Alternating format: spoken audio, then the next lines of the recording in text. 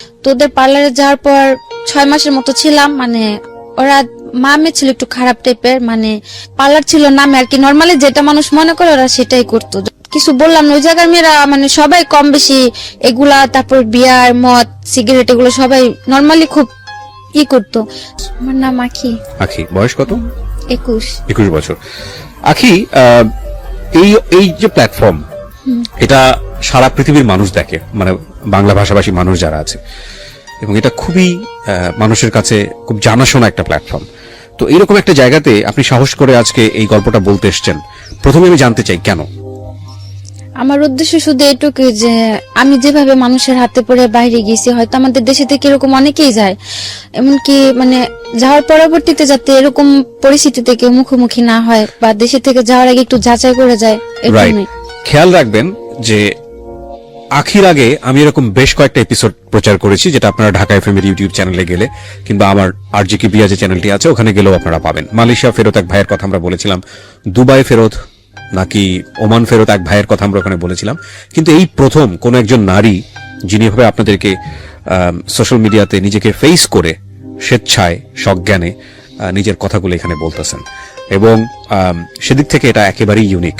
Cause আসলে আমাদের যে সামাজিকতা, সেই সামাজিকতার প্রেক্ষাপটে এইভাবে আসলে নিজেকে ফেস করে, নিজেকে হাইড না করে নিজেকে প্রেজেন্ট করা, এটা অত্যন্ত সাহসের ব্যাপার, এবং সেই জায়গাটা থেকে উনি আসলে লক্ষ লক্ষ মানুষকে সচেতন করতে এসেছেন। সুতরাং এই পার্সপেক্টিভ থেকে আমরা যেন গল্পটাকে দেখি। তো আগে আমরা শুরু করি একেবারে ছোটবেলা থেকে, যেখান থেকে বলার আছে। আমরা 1 ভাই 4 বোন, আমি সবার ছোট। আমার বয়স যখন 7 তখন মা মারা গেছে। তারপর আমরা ভাইয়ের কাছে চলে গেলাম, আমি আর আমার সেজো বোন। আপনার বয়স যখন 7 তখন মা মারা গেছে। বাবা কি করতেন? বাবা তখন এমনিতে একটা ফ্যাক্সিলিটির দোকান ছিল, আর ভাইয়ের ব্যবসা ছিল প্লাস্টিকের। এটা কি ঢাকার মধ্যেই? হ্যাঁ, ঢাকা। তো ওই ছোটবেলাতে আপনি ঢাকা শহরই দেখেছেন আর কি, কিন্তু আপনাদের আদিবাড়ি সবকিছু ঢাকাতে। আদিবাড়ি কোথায়? আদিবাড়িটা মানে আপনাদের জন্মস্থান কোথায়? জন্মস্থানে ঢাকাতে, ইসলামবাগ। আপনার বাবার আদিবাড়ি কোথায়? মেবি বিক্রমপুর। বাট আপনি শিওর না? ওকে, ঠিক আছে। তো মা 7 বছর বয়সে মারা গেল। হ্যাঁ, তারপর ভাইয়াদের সাথে আমরা চলে আসলাম, ভাইয়ের কাছে ছিলাম।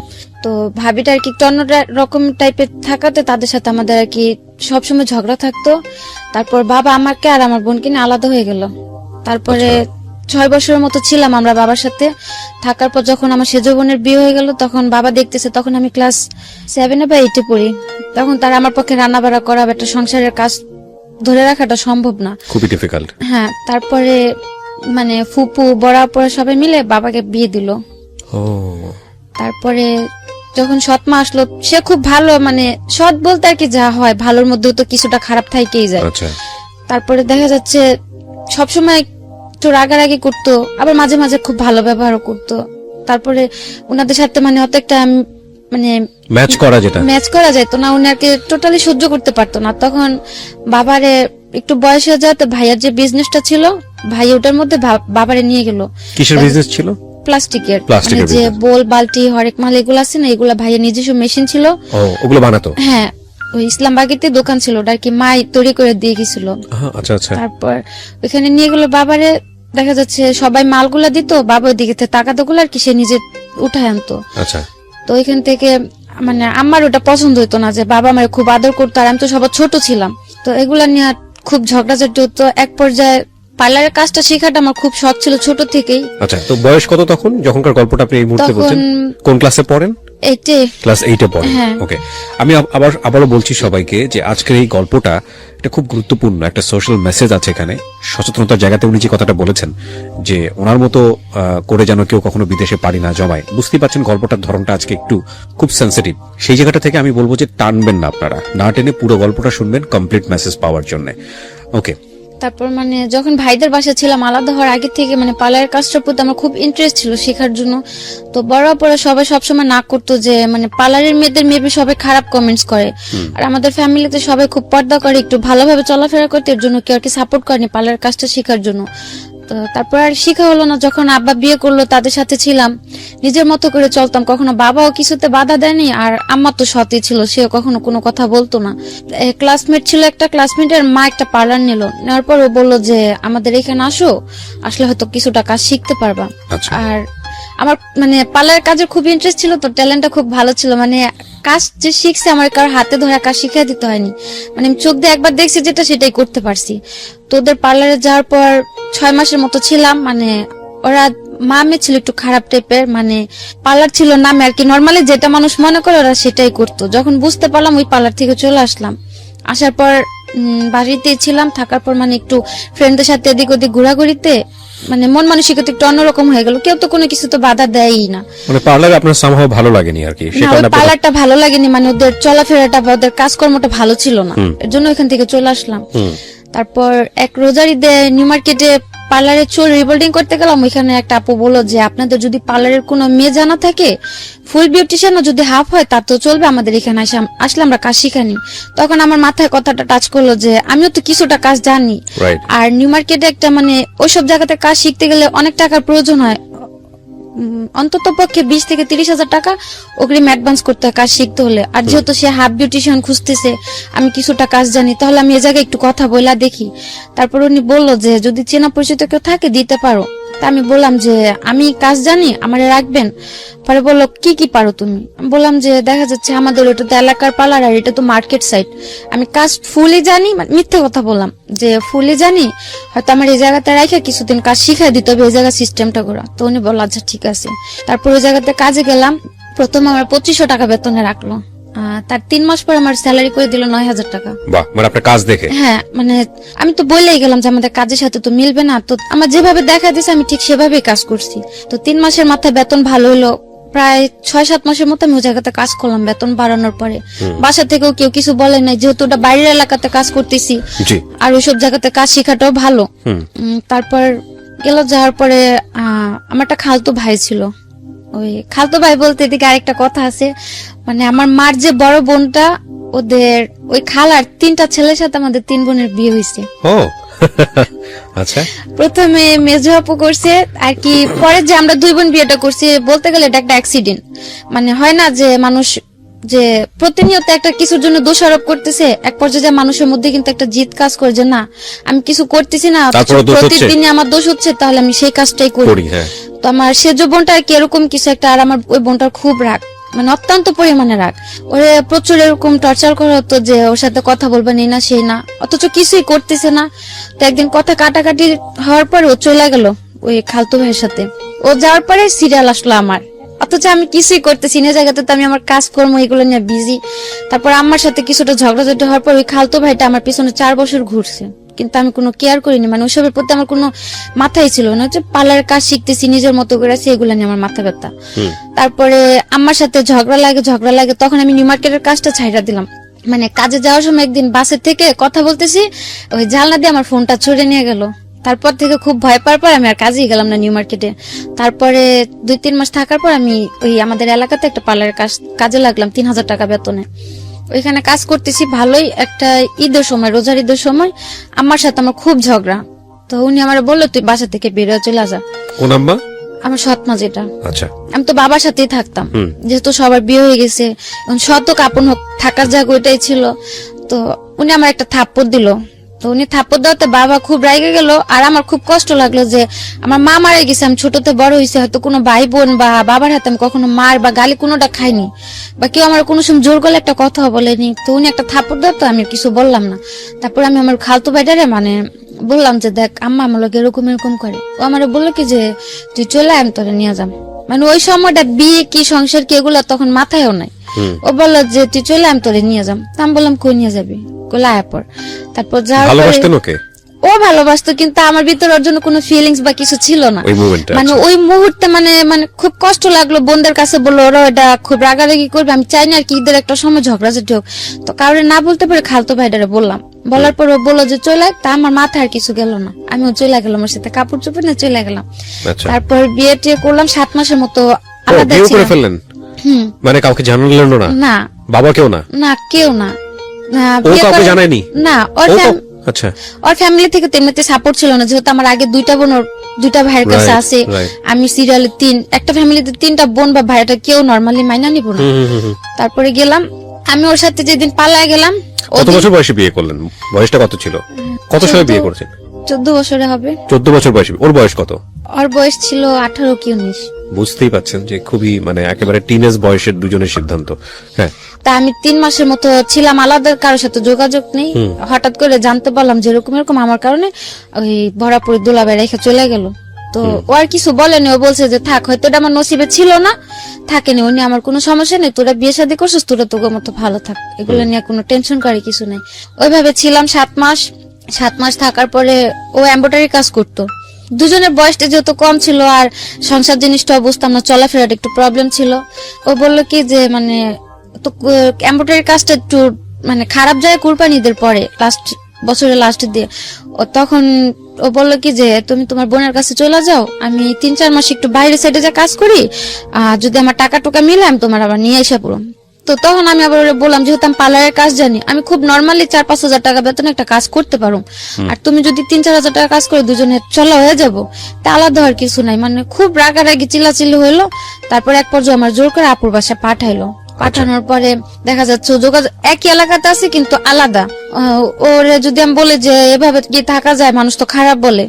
আর এ আপু একা থাকে, ও কাজ কাম করতেছে একা থাকে, যেহেতু তোমার ভাইও চলে গেছে, ওর ঘরে বসে খাওয়াটা দ্বারা আমার সম্ভব না। আর ও টাকা টুকু দিত না, বরং আমি কাজ করতাম, আমার টাকা ওরও লাগতো। তারপরে ও বললো যে দেখো এখন তো আর সংসার করার বয়স না, এটা হচ্ছে একটা স্বাধীনতার বয়স। কে বলছে এটা? আমার হাজবেন্ড। ওকে। এখন এটা হচ্ছে একটা অল্প বয়স, মানে এখন বলতে গেলে আমি স্বাধীন, আর তোমার নিয়ে থাকতে গেলে আমি বন্দী হয়ে থাকতেছি, আমি যা করতেছি তোমার বলতে হইতাছে, আমার মাথায় একটা টেনশন থাকতেছে সবসময়, সংসার এগুলো আমি নিতে পারতাছি না, তুমি থাকো তোমার মতো করে। তারপরে এগুলা হওয়ার পরে ছিলাম আপুর কাছে, থাকার পরে ইন্ডিয়াতে গেলাম। ইন্ডিয়াতে আমার মানে ইন্ডিয়া যাওয়ার সিদ্ধান্ত নিলেন কেন? ইন্ডিয়া যাওয়ার প্ল্যানটা আসলো যে ও নিতে চাইতেছে না, আর এদিকে থাকলো সবার কথা শুনতে হইতেছে, কেউ ভালো বলতেছে, কেউ খারাপ বলতেছে, আবার কেউ এরকম মন্তব্য করতেছে যে 3 বোন বিয়ে বসলাম, 1 বোনের সংসারটা ঠিক আছে, 2 বোনই থাকতে পারলাম না, কি বিয়ে করলাম। তো এক পর্যায়ে মানে বাধ্য হলাম যে আমি এদের মাঝে থাকবো না। তারপরে ওই ভাইয়ের কাছে আমি যোগাযোগ করলাম যে ভাই আমারে যদি পারেন কোথাও পাঠা দেন একটা বাসা বাড়ির কাজে, আমি যাই। এই ভাইটাকে আপনি চিনতেন কিভাবে? ওই ভাইটারে চিনতাম, ওই যখন আমি নিউ মার্কেটে পার্লার কাজ শিখলাম না, ওই বাসার ওইখান থেকে যাওয়া আসা করতাম, ওইখানে ওনার ক্লাব ছিল। আচ্ছা, কিসের club? Dance club. Dance club. ওখানে কি হতো? মানে উনি নাচ শিখাইতো পোলাপানদের, তারপর যে গায়ে হলুদে বিয়ে বাড়িতে নাচানাচি করে না মেয়েরা, যায় মেয়েরা ছেলেরা, ওই উনার থেকে মানে উনার সাথে কন্ট্যাক্ট করে লোক পাঠাইতো। তারপরে বাহিরেও মেয়েরা বাইরে ডান্স করতে যায় না, এগুলো উনি পাঠাইতো। আচ্ছা। তারপর ওনার আমি বললাম যে ওনার সঙ্গে আপনার পরিচয় কিভাবে? পরিচয় কেন? একটা অনুষ্ঠানে গেছিলাম, ওইখান থেকে আর কি পরিচয় হয়েছিল। বিয়ে সাজানোর অনুষ্ঠান, সেই অর্থে পরিচয় হওয়া। পরিচয় হওয়া মানে ওর মধ্যে এমনিতে কথাবার্তা চলতো, ওনাদের বাসায় আমি গেতাম, ওনার মা আমারে খুব আদর করতো। এখানে একটা বিষয় খেয়াল করবেন সবাই, আমরা গল্পের ব্যাকগ্রাউন্ডে আছি যে কেন উনি বিদেশ গেলেন। উনি যে ঘটনার মধ্য দিয়ে আগাচ্ছেন, এরকম ঘটনা অনেকেরই আছে। হ্যাঁ, সো এই ঘটনাগুলোকে নিয়ে ওনাকে ক্রিটিসাইজ করার দরকার নাই বা ওনার দিকে আঙুল তোলার দরকার নাই। আমাদের মূল জায়গাটা হচ্ছে, গল্পটা বোঝানোর জন্য আমরা ব্যাকগ্রাউন্ডে আছি, মূল জায়গাটা হচ্ছে যে কোনো পরিস্থিতিতে পড়েই আপনি বিদেশ যান না কেন, সেই বিদেশ যাওয়াটা সিস্টেমেটিক আছে তো, বা বিদেশ যাওয়ার পরে আপনি যে অভিজ্ঞতার মুখোমুখি হচ্ছেন, এটা কি আপনার কারণেই হচ্ছে, এই জায়গাগুলো ফোকাস করবেন। ঠিক আছে? সো দয়া করে সবাই ওনার দিকে অঙ্গুলি নির্দেশ করবেন না। হ্যাঁ, ওকে। হ্যাঁ, বলেন। তো ওর সাথে শেয়ার করলেন যে আমি কি করা যায়। তারপর ওনারে আমি বললাম যে ভাইয়া আমার বাইরে পাঠা দেন, আমি চলে যাম। উনি আমার অনেক বুঝালো যে তোমার বয়সটা এখনো বাইরে যাওয়া। বাইরে কেন যাবেন আপনি? আপনার মাথায় কেন আসলো বাইরে যাওয়া? মানে আমি যে মানুষের এত কথা মানে নিতে পারতেছিলাম না, যে আপুরাও কেউ সাপোর্ট করতেছে না। মানে দেশের বাইরে কথা বলেছেন নাকি ইন্ডিয়া যাওয়ার কথা বলেছেন? ইন্ডিয়া যাওয়ার কথা আপনি বলেছেন? না, ওই ভাই বললো যে ইন্ডিয়াতে যাও। আপনি ওনাকে ফার্স্ট কি বলেছেন? যে বলছি যে কোনো একটা জায়গাতে একটা ভালো পরিবেশে আমরা পাঠালে হবে। এটা কি দেশের বাইরে? হ্যাঁ। তো উনি যে দেশের বাইরে লোক পাঠাতো আপনি জানতেন কিভাবে? হ্যাঁ, ওই যে ওনাদের বাসায় আমি যাওয়া আসা করতাম, বাসা ছিল ওনাদের 2 তলা, ফ্যামিলি সবাই থাকতো, নিচতলা ওনার ক্লাবটা ছিল। ওখান থেকে মেয়েরা বাইরে যাইতো ডান্সের জন্য, যে যেভাবে যাইতে চাইতো সে ওইভাবে পাঠাতো। আচ্ছা। তো ওইভাবে আমার তারে বলা যে ভাই আমি তো ডান্স পারি না যে আমার ক্লাবে পাঠাবেন, আমার একটা বাসা বাড়ি বা যদি কোনো একটা ভালো কাজে পারেন আমার পাঠান। তো উনি আমার বুঝাইছিল যে যাওয়ার দরকার নেই, সবার বাইরের লাইফটা শুট করে না, তো তুমি যাও না। বললাম যে ভাই আপনি তো পাঠাবেন, আর আপনি যদি আমার এত আদর করেন, আপনার উপর আমার অতটুকু বিশ্বাস আছে, আপনি আমার খারাপ কোথাও পাঠাবেন না। তো ঠিক আছে, উনি বললো যে আচ্ছা ঠিক আছে। যেদিন বললাম তার বিকেল আমার বলতেছে কি তুমি চলে আসো, শুধু একটা 3 পিস নিয়ে একটা কাপড় নিবা, বেশি কিছু না, নিয়ে আসো। আমি বললাম আমি কই যাম? বললো যে তোমার বাইরে পাঠাও। তা আমি পুরা মানে অনেকটা আজও বললাম যে একদিনের মধ্যে কি কেউ বাইরে যাইতে পারে? উনি বললো যে পাসপোর্ট করা ছিল, আমার আগে থেকে পাসপোর্ট করা ছিল। বললো তো, বলার পর আমি আর বেশি কিছু বললাম না। বাসা যে আপুটার কাছে ছিলাম, যেমন আমার 3টার দিকে বের হইতে বলছে, আমি 2:30টার দিকে ফোন দিয়ে বলছি যে এরকম এরকম আমি বাইরে চলে যাম। তখন আমি জানি না আমি কোন দেশে যাচ্ছি বা কি কাজে যাচ্ছি, কি আসে বিষয় জানি না। তো যাওয়ার পরে উনি বললো যে আমার ডাইরেক্ট পাঠাইতেছে, কিন্তু তারা আমার ব্ল্যাকে ইন্ডিয়াতে পাঠাইলো। আপনাকে বললো যে আপনি ইন্ডিয়া যাচ্ছেন? হ্যাঁ, আমি রাস্তাতে জানতে পারলাম, যাওয়ার পথে জানতে পারলাম না আমার ইন্ডিয়াতে পাঠাইতেছে। মানে আপনার জীবনটা এত সহজ মনে হয়েছে আপনার কাছে? আপনার বয়স কত তখন? 15-16 হবে। 15-16 বছরের বয়সের বাচ্চার কাছ থেকে, তো বাচ্চাই, শিশুই বলা চলে, টিনেজ বয়সের একটা মেয়ের কাছ থেকে এত কিছু এক্সপেক্ট করা আমাদের উচিত হবে না। খেয়াল রাখবেন, দিস ইজ দ্য রিয়েলিটি। এবং জীবনে কখনোই মানে আমার জীবনে যা ঘটে গেছে পুরো দুনিয়াটাই এরকম, এভাবে জাজ করার কোনো দরকার নেই। ও যা করেছে 15 বছর বয়সে, বা ওর জীবনে যেটা হয়েছে সেটা যে আরেকটা 15 বছর মেয়ের জীবনে হবে না, সেটাও মনে করার কোনো দরকার নেই। এখানে খেয়াল রাখবেন, এটা ওর জীবনের জন্য সত্য। যে কোনো ঘটনাই হোক না কেন, যেটাই হোক না কেন, ও দেশের বাইরে যাওয়ার জন্য ট্রাই করেছে, যার মাধ্যমেই হোক না কেন, সেটা সে ভুল করেছে না শুদ্ধ করেছে সেই জাজমেন্টে যাওয়ার দরকার নাই। কারণ এরকম ব্যাকগ্রাউন্ড অনেকেই আছে বাংলাদেশে, ঠিক আছে? ওর ফ্যামিলির সাপোর্টটাও ছিল না, এগুলো আমাদেরকে চিন্তা করতে হবে। ওকে, তো আপনাকে যাওয়ার পথে বললো যে আপনি ইন্ডিয়া যাচ্ছেন। ইন্ডিয়াতে গিয়ে আপনি কি করবেন? মানে তখন তো আমি বললাম যে আমি তো ইন্ডিয়া যাওয়ার কথা বলিনি। বাংলাদেশ আর ইন্ডিয়া কতটুক দূর? আর কেউ কি কাজের জন্য বা টাকার সন্ধানে কি কেউ ইন্ডিয়াতে যায় নাকি? আর সবচেয়ে বড় টার্গেটটা ছিল তখন আর কি ভাবতাম কি আমি তো সবার ছোট, আর কেউ তো ভালো মন্দ দিয়ে একটা পরামর্শ দিত না। আমার কাছে খুব খারাপ লাগতো যে আমি কি একটা ফ্যামিলিতে আসলাম যে আমার কেউ একটা সাপোর্ট করে না, বা আমার পাশে এরকম দাঁড়ানোর মতো কেউ একটা নাই। আর তার মধ্যে একা একটা বিয়ে করলাম খালতো ভাই, ও বিয়ের আগে এতটাই পাগল ছিল আমার জন্য, কেউ যদি আমার একটা গালি দিত মনে হতো কি গালিটা কেউ আরে দিতেছে। ওকে, বিয়ের পরে সব উল্টা হয়ে গেল। হ্যাঁ, তো আর কি ওইভাবে যাওয়া। তারপরেও তা ভাবলাম যে থাক, ইন্ডিয়াতে যাইতেছি যাই, আমি তো টাকা দিয়ে যাইতেছি না। ও বলছিল কি যে ইন্ডিয়া থেকে আপনি কি করবেন? বলছে আমি যে কাজ করতে চাই আমার দুই কাজই করাবে। আপনার কি প্ল্যান ছিল? আপনি কি কাজ করবেন? আমি টার্গেট ছিল যে যেহেতু আবার আমাদের বাসাতে পাওয়ার মেশিন, তারপর ফুড মেশিন গুলো ছিল, তো আমি ওগুলা চালাতে পারতাম। তারপর পার্লারের কাজ পারতাম, বাসা বাড়ির কাজে দিলাম তাও করতে পারতাম, যেহেতু মা ছিল না, ছোট থেকে সংসারের কিছুটা কাজ করে আমার অভিজ্ঞতা ছিল। তা আমার উদ্দেশ্য ছিল যাই আমি করতে পারবো, আল্লাহ হোক সেটা সেলাই মেশিনের কাজ বা হোক পার্লারের কাজ। সেটা ইন্ডিয়াতে কি করার দরকারটা কি? তো বাংলাদেশেই করা যায়। সেটা তার আমি প্রথমে বুঝতে পারিনি আমার যে ইন্ডিয়াতে পাঠাইতেছে। আমি তো যাওয়ার পথে মাঝ পথে জানতে পারলাম, আর ওইখান থেকে ব্যাক আসা আমার পক্ষে পসিবল না। তো গেলাম, যাওয়ার পরে যে ভাই ছিল আপনার, আমার সাথে আরেকটা মেয়ে ছিল, ও জেনে শুনে যাচ্ছিল। ও যাওয়ার পথে আমারে বললো যে ও কোন টাকা যাইতেছে 1 সপ্তাহের জন্য, খারাপ কাজের জন্য। তা আমি ভাবলাম যে থাক, তারা তো বলছে যে যে কাজের জন্য যায় ওই কাজের জন্যই যায়, ওটা যার যার ব্যক্তিগত ব্যাপার। তা আমি ওটা নিয়ে মাথা বেশি করলাম না। যাওয়ার পরে যে ভাইদের বাসায় ছিলাম, পরে যাওয়ার পর দেখতে পেলাম যে উনিও মেয়েদের 2 নাম্বার ব্যবসা করে। ওদেরকে যাওয়ার পরে ছিল উনার হয়তো মেয়েদের ব্যবসাটা ছিল, কিন্তু উনি আমারে তার জন্য নেয়নি। উনার ছোট একটা বাচ্চা ছিল, তো ওই বাচ্চাটা দেখাশোনা করার জন্য উনি আমারে রাখলো। আমি তার বাসাতেই ছিলাম, অন্য মেয়েদের সাথে আমার কোথাও দিল না। তো এখানে 7 মাস ছিলাম, থাকার পরে বাড়ি আসার জন্য হঠাৎ করে বাড়ির জন্য খুব খারাপ লাগলো। তারপর ওনার আমি বললাম আমার বাড়ি পাঠাবেন। এই 7 মাস আপনি কি কাজ করেছেন ওখানে? ওনার বাসায় ছিলাম, বাসায় ওনার যে ছোট বাচ্চাটা ছিল ওই বাচ্চাটা দেখাশোনা করতাম, আর এমনিতে বাসায় টুকটাক কাজ করতাম, ভাবি রান্নাবাড়ি করতাম। আমি আগে ইন্ডিয়ার কোথায় এটা? বোম্বাইতে। বোম্বেতে? আপনার পাসপোর্ট করা ছিল না? আমার তো যে নদী পার করে নিল পাসপোর্ট। কিভাবে নিয়েছে বলেন তো, এগুলো খেয়াল করেন। হ্যাঁ, এখান থেকে যে পারুলিয়া নাম বলে একটা সম্ভবত দেশ আছে, আর অনেক আগে তো পুরাটা মনে নেই, কিন্তু পারুলিয়াতে ছিলাম। পারুলিয়া যাওয়ার পর ওই, কিন্তু এখানে তো আমাদের যতদূর জানি যে বর্ডার পাস করতে হয়, বা যেভাবে জানা গেল যে ওই রাত্রে যে পিয়াজ তারপর রসুন টসুন অনেক কিছু নদীর উপর দিয়ে পার করা। আর বর্ডারটা খুব বেশি একটা ছিল না, হাইস্ট গেলে 2 ফুট কি 3 ফুট হবে, এতটুক জায়গা আমাদের পানি দিয়ে হাঁটা নিয়ে গেছে। আচ্ছা, জাস্ট ওটুকুই পার হয়ে গেলাম। ওইটুকু পার হওয়ার পরে কলকাতা ঢুকে গেলাম।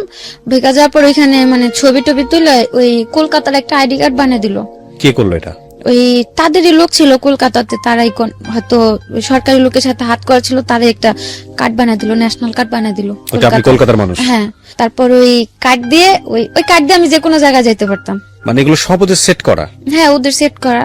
ইন্টারেস্টিং, এগুলো তো আমার জানা ছিল না। ওই আইডি কার্ড দিয়ে যেমন হাওড়াতে যাওয়ার পরে টিকিট কাটলো মুম্বাইতে, তারপর ওই ট্রেনে করে মুম্বাইতে গেলাম।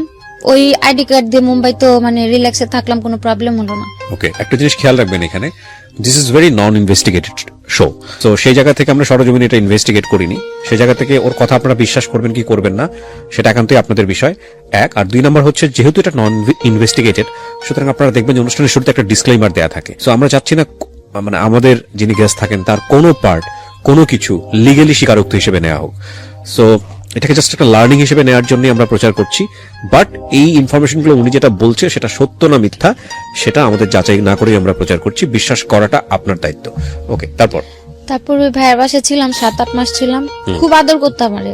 হয়তো তার কারণে বাড়ির কারো কথা মনে পড়তো না, বা ওই বয়সটাতে ফ্যামিলি থেকে দূরে মানে অন্য একটা দেশে যাওয়াটা খুব টাফ, সেটা এখন বুঝি, তখন হয়তো বুঝি নাই। তারপর ছিলাম, থাকার পরে বাসায় পাঠাই দিতে বললাম, ওনারা আমার পাঠাই দিল 7 মাস পরে। হ্যাঁ পাঠাই দিল, ওদিকে আমার কোনো প্রবলেম হয়নি। তারপর আসার পরে ওই যে বোনটা ছিল, মেজো যে বোনটা, মানে আমার হাজবেন্ডের বড় ভাইয়ের সাথে যে বোনটার বিয়ে হলো, ওই আপুর বাসাতে যাই উঠলাম।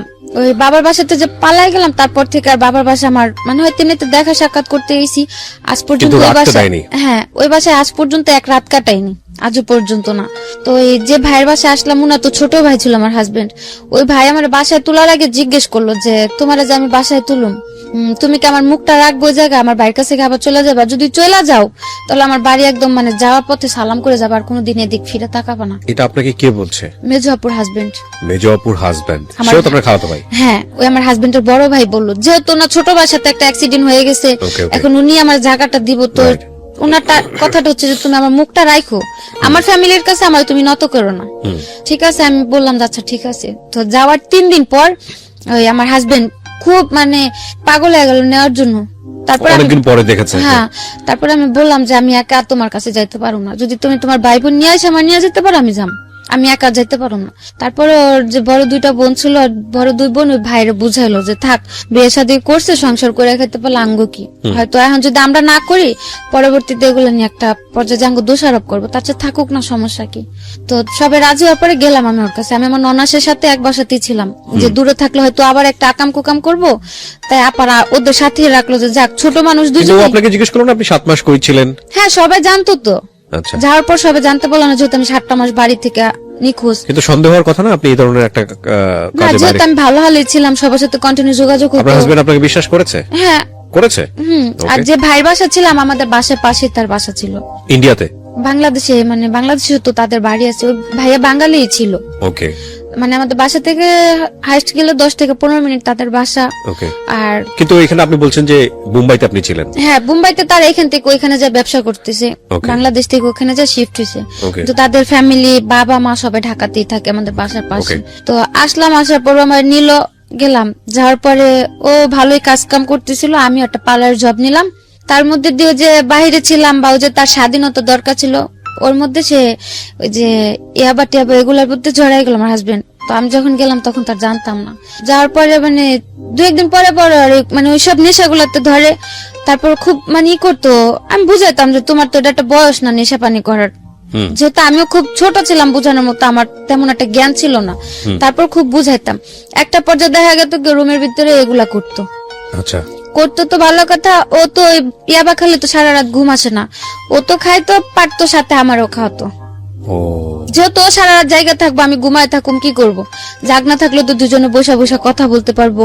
তো গেল এরকম করতে করতে, যখন মানে একটা না মাঝে মাঝে দেখা গেত বাধ্য করতো, যখন মানে খুব জড়াজড়ি করতাম, তখন বলতাম যে যদি আরেকবার কিছু বলো তাহলে হয়তো আমি তোমার আপুরে ডাক দিব, পাশের রুমেই আছে, বেশি দূরে নাই। বা মাঝে মধ্যে দেখতাম যে আমি ঘুমাই গেলে সারা রাত তো একা একা বসে থাকে, ফোর্স করতেছে খুব ভাবে, তখন হয়তো ওর সাথে আমার ওইগুলো তো জড়াই নিত। আচ্ছা। তো এক পর্যায়ে যখন মানে খুব গভীর ভাবে এগুলো ই করলো, মানে কন্টিনিউ চলে, প্রতিদিনই ঘরের ভিতরে এগুলো চলে, কোনোভাবে স্টপ করতে পারতেছি না। আস্তে আস্তে মানে ওর ব্যবহার আচরণ খুব খারাপ হয়ে গেল। মানে বলতে গেলে এক প্রকার মানুষ বলে না নেশা করে ব্যবহার আর কি থাকতে পারে, ওইরকম হলো। তারপরে আবার ঝগড়া লাগলো। ঝগড়া লাগার পরে এবার আমার বোনেরাই বললো যে ওর কাছে রাখবো না। তখন বাসায় টুকটাক সবাই জানলো যে নেশা পানি করে, কাজ কাম ঠিক মতো করতেছে না, আবার আমি কাজ করতেছি সেই টাকাগুলো নিয়েও নেশা করতেছে। তারপর আপুরা আমার নিয়ে আসলো। আসার পর 7 মাস ছিলাম বোনেদের কাছে। ওই 7 মাসই প্রতিদিনে আমি ওরা ফোন দিয়ে বুঝাইছি যে আসো তুমি একটা কাজ কাম করো, আমিও করি, যেহেতু আমার মা নাই, আমার থাকার মতো একটা জায়গাও নেই ওরকম, বা আমার কেউ সাপোর্ট করারও কেউ নাই। আর কিছুদিন পর পর এরকম এক হইতেছি, আবার দূরে যাইতেছি, বোনের কাছে এসে থাকতেছি, এগুলা তোরাও ডিস্টার্ব হইতেছে, আমার সাথে খুব খারাপ ব্যবহার করতেছে। আজকে আমার মা থাকতো, তুমি আমার ফেলা দিছো, আমার মা আমার আগলায় নিত, কিন্তু আমি তো সে সাপোর্ট গুলা কোথাও পাইতেছি না। বোনেদের কাছে টাকা দিয়ে থাকতেছি, কিন্তু ওরা খুব খারাপ ব্যবহার করে, উঠতে বইতে কথা শুনতে হয়। তো খালি হাসতো আর বলতো কি যে একসময় তোর পিছনে আমি খুব ঘুরছিলাম, 3-4 বছর আমি তোর পিছনে পাগলের মতো ছুটছি, কিন্তু তুই আমার কোনো মূল্য দেস নাই। এখন আমি সে প্রতিশোধ নিচ্ছি। হ্যাঁ, এখন সেগুলোর প্রতিশোধ এগুলা। তাই আমি বলতাম যে প্রতিশোধের কি আছে, তখন তার আমি তোমার এমন না যে বলছি যে হ্যাঁ আমি তোমার ভালোবাসি এই সেই বলে তার আমি পিছনে ঘুরে নি। তোমার ভালো লাগছে তুমি ঘুরছো, কিন্তু তখন তো তোমার সাথে আমার সম্পর্ক ছিল না। যখন থেকে সম্পর্ক তখন পর্যন্ত তো আমি যথেষ্ট চেষ্টা করছি যে সম্পর্কটা টিকা রাখার জন্য, সংসারটা জোড়া রাখার জন্য। তখন তার আমি খারাপ কিছু করিনি। ও শুধু হাসতার এই কথাটাই বলতো, মনে করো না এখন তোমার রাত আমার দিন। তো এক পর্যায়ে যে মানে খুব খারাপ লাগলো যে ওর জন্য আমার সেজ বোনের সংসারটা ভেঙে গেল। ওর জন্য আমি বোনদের কাছে বারবার ছোট হইতেছি, আর ওরও আমি কোনোভাবে বুঝে সংসারটা ঠিক করতে পারতেছি না। তো যাক, আমার কারণে যেহেতু আমার বোনটার লাইফটা নষ্ট, আজও পর্যন্ত ও বিয়ে করেনি। ও সেজপুর কাছে থাকে, কাজ করে, সেজপুর কাছে থাকে। তো মাঝে আবার একটু কথা রয়ে গেছে যে ভাইয়ের দোকানে যে বাবা মানে ব্যবসাতে ছিল না, ভাই মাঝে স্ট্রোক করলো, বাবারে বের করে দিল ভাইয়ের দোকান থেকে। তারপর বাবা রিক্সা চালাতো। ওহো। তারপর এদিকে বাবা রিক্সা চালায়, দ্বিতীয় দিকে সেজ বোনের সংসারটা আমার জন্য ভেঙে গেল। মানে এদিকে হাজবেন্ডও খারাপ ব্যবহার করতেছে, আর আমি তখন কাজ করতাম 5-6 হাজার টাকা বেতনে একটা কাজ করতাম। আমার তো সম্ভব হতো না সবারই হেল্প করার জন্য। তো একটা পর্যায়ে আমি খুব করলাম যে থাক, আমি তো আমার নিজের লাইফটা সেটেল করতে পারলামই না, তো আমি বাহিরে চলে যাই, যা হয়তো যদি আমি একটা ভালো বেতনে কাজ করতে পারি, আমার বাবার একটা ছোটখাটো দোকান দিয়ে দিলাম, আর আমার সেজ বোনটার কিছু টাকা খরচ করলে হয়তো ওরা একটা ভালো জায়গায় বিয়ে শাদী দেওয়া যাবে। উদ্দেশ্য কিন্তু মহৎ, উদ্দেশ্য মহৎ। হ্যাঁ, আমি চলে যাই, যেহেতু আমি সবার ছোট, আর আমার সেজ বোনটা মানে ছোট বলতে কি, মানে আমরা যে 4-5 ভাই বোন, মানে সবার মধ্যে আমি বলতে গেলে একটু কঠোর। মানে আমি যে কোনো জায়গায় যে কোনো পরিস্থিতিতে নিজের তৈরি করে নিতে পারি, কিন্তু আমার যে সেজ বোনটা খুবই মানে নরম, বলতে গেলে খুবই নরম। ও কারোর সাথে দুটা কথা বলতে গেলে একবার জায়গায় 10 বার চিন্তা করে কথা বলে। তো সে জায়গা থেকে আমি ভাবলাম যে যদি আমি বাইরে চলে যাই, আমার দ্বারা যদি আমার বাবাটা একটু ভালোভাবে থাকতে পারে, আর আমার বোনটারও বিয়ে হয়ে যায়, তো ওইগুলা টার্গেট করে আমি ওই ভাইয়ের কাছে আবার গেলাম। যার পর বললাম যে ভাইয়া, আমি ইন্ডিয়া সব ছোট কোনো জায়গায় যাবো না, আমার অন্য কোনো একটা ভালো জায়গায় পাঠান, যাতে আমি আমার ফ্যামিলিটার জন্য অন্তত কিছু করতে পারি। আমি আমার নিয়ে চিন্তা করি না, কারণ আমি একা সবার ছোট মানুষ, আমি একা একটা মানুষ। আমি হয়তো মানুষের বাসায় কাজ করে খেলেও খাইতে পারুম, হয়তো আমি আমার বাবাটার আর বোনটার লাইফটা যদি সেটেল করে দিতে পারি, তাহলে তো আমার কাছে নিজে খুব ধন্যবান হইব। তো তারপর উনি বললো যে আচ্ছা ঠিক আছে, পাসপোর্ট দিয়ে যায়, আমি দেখি। তো দিয়ে আসলাম পাসপোর্ট দিয়ে আসার 1 মাস পরে ওই শবে-বরাতের দিন আমার ফোন করলো যে আমার পাসপোর্টে ভিসা লাগছে মালয়েশিয়ার। তো আমি জিজ্ঞেস করলাম কি কাজ মালয়েশিয়ার? পরে বললো যে তুমি মালয়েশিয়া যে পার্লারের কাজ করতে পারবা। তা আমি বললাম আচ্ছা ঠিক আছে। তারপরে বাসা সবারে ওই শবে-বরাতের নামাজের পরে, মানে আমার ফোনেও ছবি পাঠাইছিল যে মালয়েশিয়ার ভিসা আসছে, ওই ছবিটা সবাই দেখালাম যে এরকম মালয়েশিয়া চলে যাম। তারপর সবাই খুশি যে এই মালয়েশিয়া যাও কি এই ভাইয়ের মাধ্যমেই? এই যে ভাই পার্লারে কাজ করতো? হ্যাঁ, না ওই যে ক্লাবে ছিল যে ভাই, যে ভাইটা আপনাকে ওই আপনি ক্লাবে পরিচয় হলেন, যে আপনাকে ইন্ডিয়া পাঠিয়েছিল একটু আগে, সেই ভাই। ওকে। তার 15 দিন পর আমার টিকিট আসলো। তো আপনি ওই ভাইকে বিশ্বাস করলেন কিভাবে? আপনাকে এর আগে পাঠিয়ে দিল ইন্ডিয়াতে, এরকম একটা জায়গা? ইন্ডিয়াতে পাঠালো তখন তো আর তাদের পরিবেশটা খারাপ ছিল, কিন্তু আমার সাথে তার কেউ খারাপ কিছু মানে করেনি, আপনাকে আমি তো তো ভালো ইনভলভ কাজ করেনি। করলাম। আচ্ছা আচ্ছা। হ্যাঁ, সেজন্য ট্রাস্টটা ছিল, যেহেতু খারাপ পরিবেশে তো মানুষ ভালো কাজ করেছে আমার সাথে তো কোনো অত্যাচার বা খারাপ কিছু হয়নি। ওই বিশ্বাসে আমি বললাম যে ভাই আমার আবার কোথাও পাঠা দেন, কিন্তু আমি ইন্ডিয়া এসব জায়গায় কোথাও যাব না। ওকে। পরে ভিসা আসলো 2017 জুনে। আপনি টাকা দিয়েছিলেন? না, আমার কোনো টাকা লাগেনি। টাকা ছাড়াই ভিসা? হ্যাঁ। কোথায়, কোন দেশে? মালয়েশিয়ার। মালয়েশিয়াতে। ওকে। পাসপোর্ট করা ছিল আপনার? হ্যাঁ, পাসপোর্ট আমার করা ছিল। তারপর ওই 18 তারিখে বললো যে জুনের 1 তারিখে প্রথম ফ্লাইটটা ছিল, জুনের 1 তারিখে। পরে আমার ফোন দিয়ে বললো যে এরকম জুনের 1 তারিখে তোমার ফ্লাইট, হ্যাঁ তোমার শপিং টপিং কিছু করা লাগলে তুমি করে নাও। তা আমি বললাম যে আমি শপিং করবো, আমার কাছে টাকা টুকা নেই, যদি কিছু নিতে হয় ওনাদের বলেন আমার টাকা দিয়ে নিতে, আমি যাওয়ার পর কাজ করলে আমার বেতন কাইটা রেখে দিব। কিসের কাজ ছিল? বলছিল পার্লারের কাজ। পার্লারের কাজ। ওকে। তারপরে আমারে 10,000 টাকা দিছিল, তো যাওয়ার জন্য আমি একটা লাকেজ বা টুকটাক কিছু শপিং করলাম যে যাওয়ার জন্য। তারপর 1 তারিখে ফ্লাইট ছিল, 1 তারিখে আমি বেরোলাম। আমার বললো মানে 9টা ফ্লাইট ছিল, অন্তত 3 ঘন্টা আগে তো এয়ারপোর্টে যে উপস্থিত থাকতে হয়। তো তারা আমার বললো কি যে 7টার দিকে তুমি রুম থেকে বেরোবো। তো 7টার দিকে বেরোয় তার ওই 9টা ফ্লাইটে যা পৌঁছানো সম্ভব না, রমজানের মাস, রাস্তাঘাটও মানে ট্রাফিকে প্রবলেম থাকে। তারপর অর্ধেক পথ যাওয়ার পরে তারা বললো যে তুমি যা পৌঁছাতে পারবে না, টিকিট এটা ক্যান্সেল হয়ে গেছে, তুমি বাসায় চলে যাও, আবার অন্য কোনো মানে ফ্লাইটে যেতে হবে, অন্য কোনো ভাবে টিকিট করতে হবে। তারপর যাওয়ার পরে জুনের 18 তারিখ আমার কনফার্ম ফ্লাইট হলো। 2017?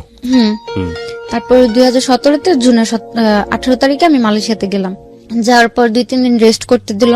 যাওয়ার পর কোথায় উঠলেন? যাওয়ার পর যে ভাইরা নিল তাদের বাসায় নিয়ে গেল। বাঙালি? হ্যাঁ। আচ্ছা।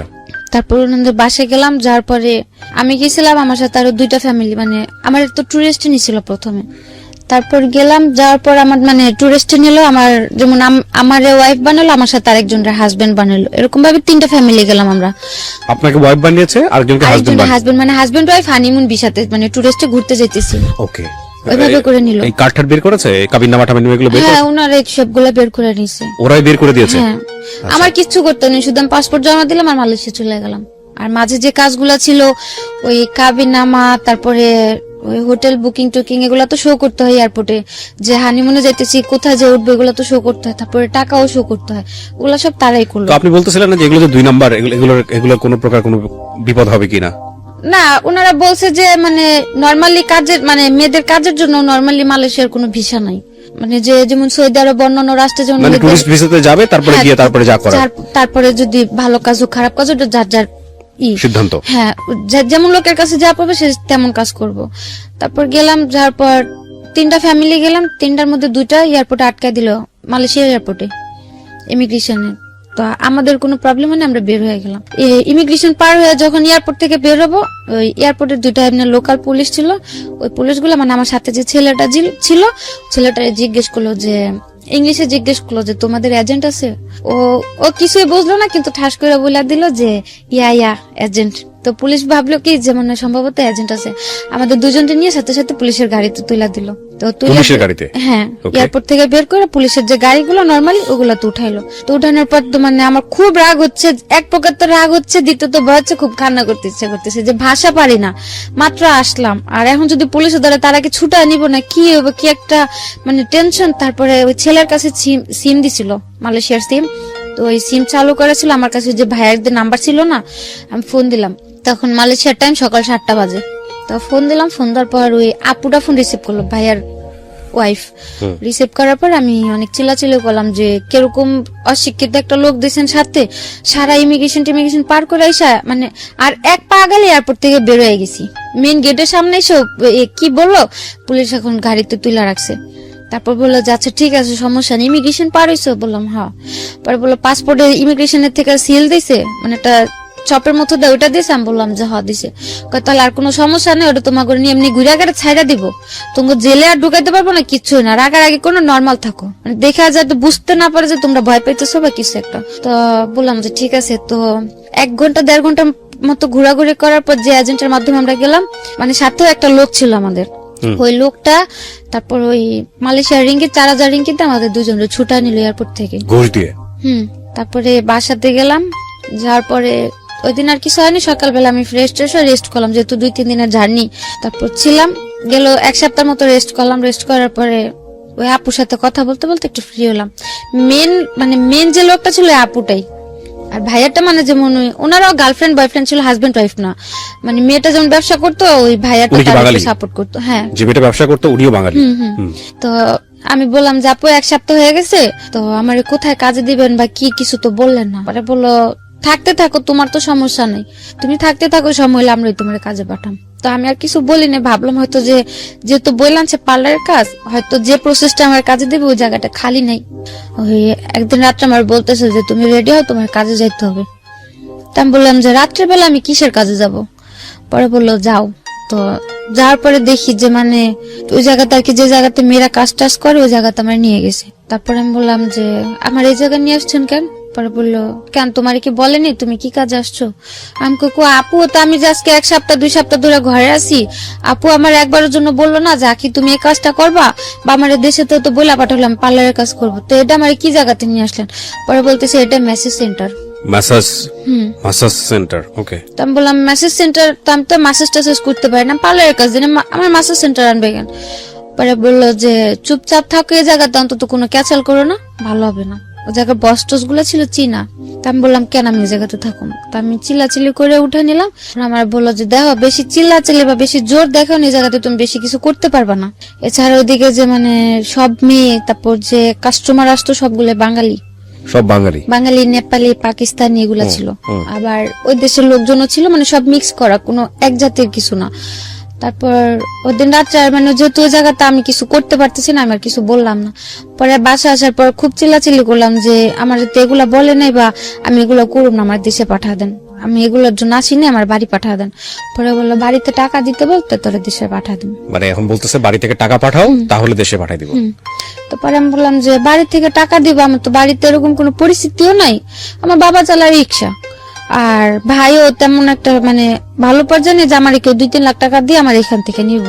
তারপর বললো তাহলে কথা বললো না, এ জায়গা যদি মাইরা ফেলায়ও দেই তাও মনে করে কেউ কোনোদিন খোঁজও নিতে পারবো না বা আমাদের কিচ্ছু হইব না, তার চাইতে ভালোভাবে কাজ করো, সেটাই তোমার জন্য ভালো হইব। দেখেছেন, যাওয়ার সময় নিয়ে গেছে জামাই আদরে এবং তারপরে বাধ্য করতেছে প্রস্টিটিউশনে। And the thing is that ওই সময়টা যদি ওখান থেকে চলে আসতে চায় তাহলে টাকা দিতে হবে, এবং কারণ তারা হচ্ছে টাকাটা ইনভেস্ট করেছে, তারা খুব ভালো করে মেয়েটার ব্যাকগ্রাউন্ডটা জানে যে মেয়েটাও ফিরে আসতে পারবে না। আমার এই অনুষ্ঠানটা একেবারে প্রান্তিক পর্যায় থেকে শুরু করে সারা বাংলাদেশের মানুষ এই অনুষ্ঠানটা দেখে। So আমি মনে করি বিশেষ করে মেয়েরা যারা আছেন, যারা বিদেশে যান, এইভাবে যান, তারা আজকের এই অনুষ্ঠানটা অনেকবার দেখবেন, একবার দেখবেন না, অনেকবার দেখবেন, because the story just began. গল্পটা শুরু হয়েছে মাত্র। তারপর কি হলো? তারপর এগুলা বলার পরে মানে খুব কান্নাকাটি করলাম, মানে কি করলাম। তারপরে ওনারা বললো যে দেখো এখন কান্দাকাটি করে এদিকে নাটক করে লাভ হবে না, সুস্থ মতো কাজে জায়গা দিয়ে কাজ করবা, কোনো রকম কোনো ফাজলামো বা কিছু করার চেষ্টা করবা না। তারপরে আমি বললাম যে দেখেন ভাই আপনাকে, আচ্ছা ঠিক আছে আমি কাজ করলাম, আপনাদের কতদিন কাজ করে দিলে আপনাদের টাকা শোধ দেবো, আরে তাও আমার মানে কতদিন পর আমার বাড়ি পাঠা দিবেন। পরে বললো যদি কমও করে অন্তত 6 মাস করতে হবে। তারপরে মানে অনেকভাবে মানে ম্যানেজ করার চেষ্টা করছিলাম যে হয়তো আমার আরো অল্প কিছুদিনের মধ্যে যাতে পাঠায় দেয়। তো আর তখন তো আমি ওই জায়গায় কাজের বা টাকার হিসাবটাও বুঝতাম না। তারপর বললো যে এত টাকা, মানে এখন আমার খালি হিসাব দেখাইতেছে যে এই জায়গায় এত টাকা খরচ হয়েছে, ওটা খরচ হয়েছে, এগুলা দিতে হইব না, এগুলো তো তোমার বাপে দেয় না টাকাগুলা, আমাদের খরচ হয়েছে টাকাগুলা তো দিয়া যাইতে হইব।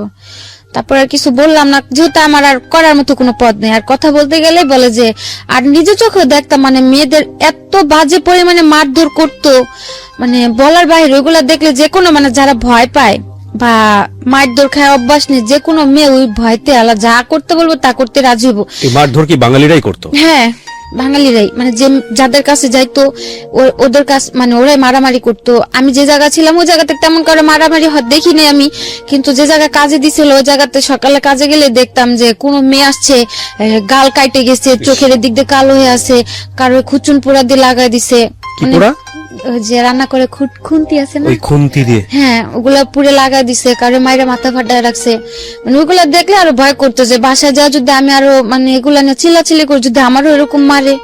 আর আমি যে হালে আছি, আমি তো বাড়িতে ফোনটা যদি এগুলা বলি বা দেখে তো ডাইরেক্ট মানে মানে খুব খারাপ পর্যায়ে চলে যাবো, ওরা কিছু করতে পারবো না, বাড়িতে একটা টেনশন থাকবো। আর শুধু শুধু টেনশন দিতে লাভ নেই, এমন হতো আমি বললো টাকা দাম নিতে পারবো, তাহলে হয়তো আমি জানাইতাম, যেহেতু আমার কোনো দিকই নাই। আর ওগুলো দেখে খুব ভয় করতো, এর জন্য মানে কাউরে কিছু বলতাম না, আমি চুপচাপ কাজ করতাম। প্রথম মাস গেল, যাওয়ার পরে মানে কাজ করলে খুব আদর করতো, বা যদি বলতাম যে আপু খুব খারাপ লাগতেছে বা অসুস্থ, আমি কাজে যেতে পারবো না বা কাজ করার মতো পরিস্থিতিতে নাই, তাইলে মানে খুব বাজে ব্যবহার, চিল্লা চিল্লি, বাজে বাজে কথা। তো ওইসব ভয়তে কাজ হয়ে গেতাম না। আমার ব্যাগের মধ্যে সবসময় ব্যথার জ্বরের ওষুধগুলো সবসময় কিনা থাকতো, অন্তত পক্ষে প্রতিদিন কাজে যাওয়ার সময় একটা, মাঝে একটা, লাস্টে একটা, প্রতিদিন 3টা ব্যথার ওষুধ আর 3টা জ্বরের ওষুধ আমার ফিক্সড করা ছিল। তারপরে 1 মাস কাজ করলাম, কাজ করার পরে মানে তারা বাংলাদেশে যেরকম মানুষ ইয়াবা খায় না, ওই মালয়েশিয়াতে ইয়াবা না, কিন্তু ওই যে লবণের মতো কিছু একটা আছে মানে আইস, ওই ইয়াবার চেয়ে তো মারাত্মক। ওটা যদি একটানা কন্টিনিউ কেউ 6 থেকে 7 মাস মানে ওটা সেবন করে, মানে 100% এতে মানে ওই লোকটা মানে পুরো মেন্টাল হয়ে যাবে। এগুলো খাওয়াতো? হ্যাঁ, ওইগুলো ওনারা খাইতো, মানে ওইগুলা খাইলে মানে প্রচুর পরিমাণে কাজ করা যেত।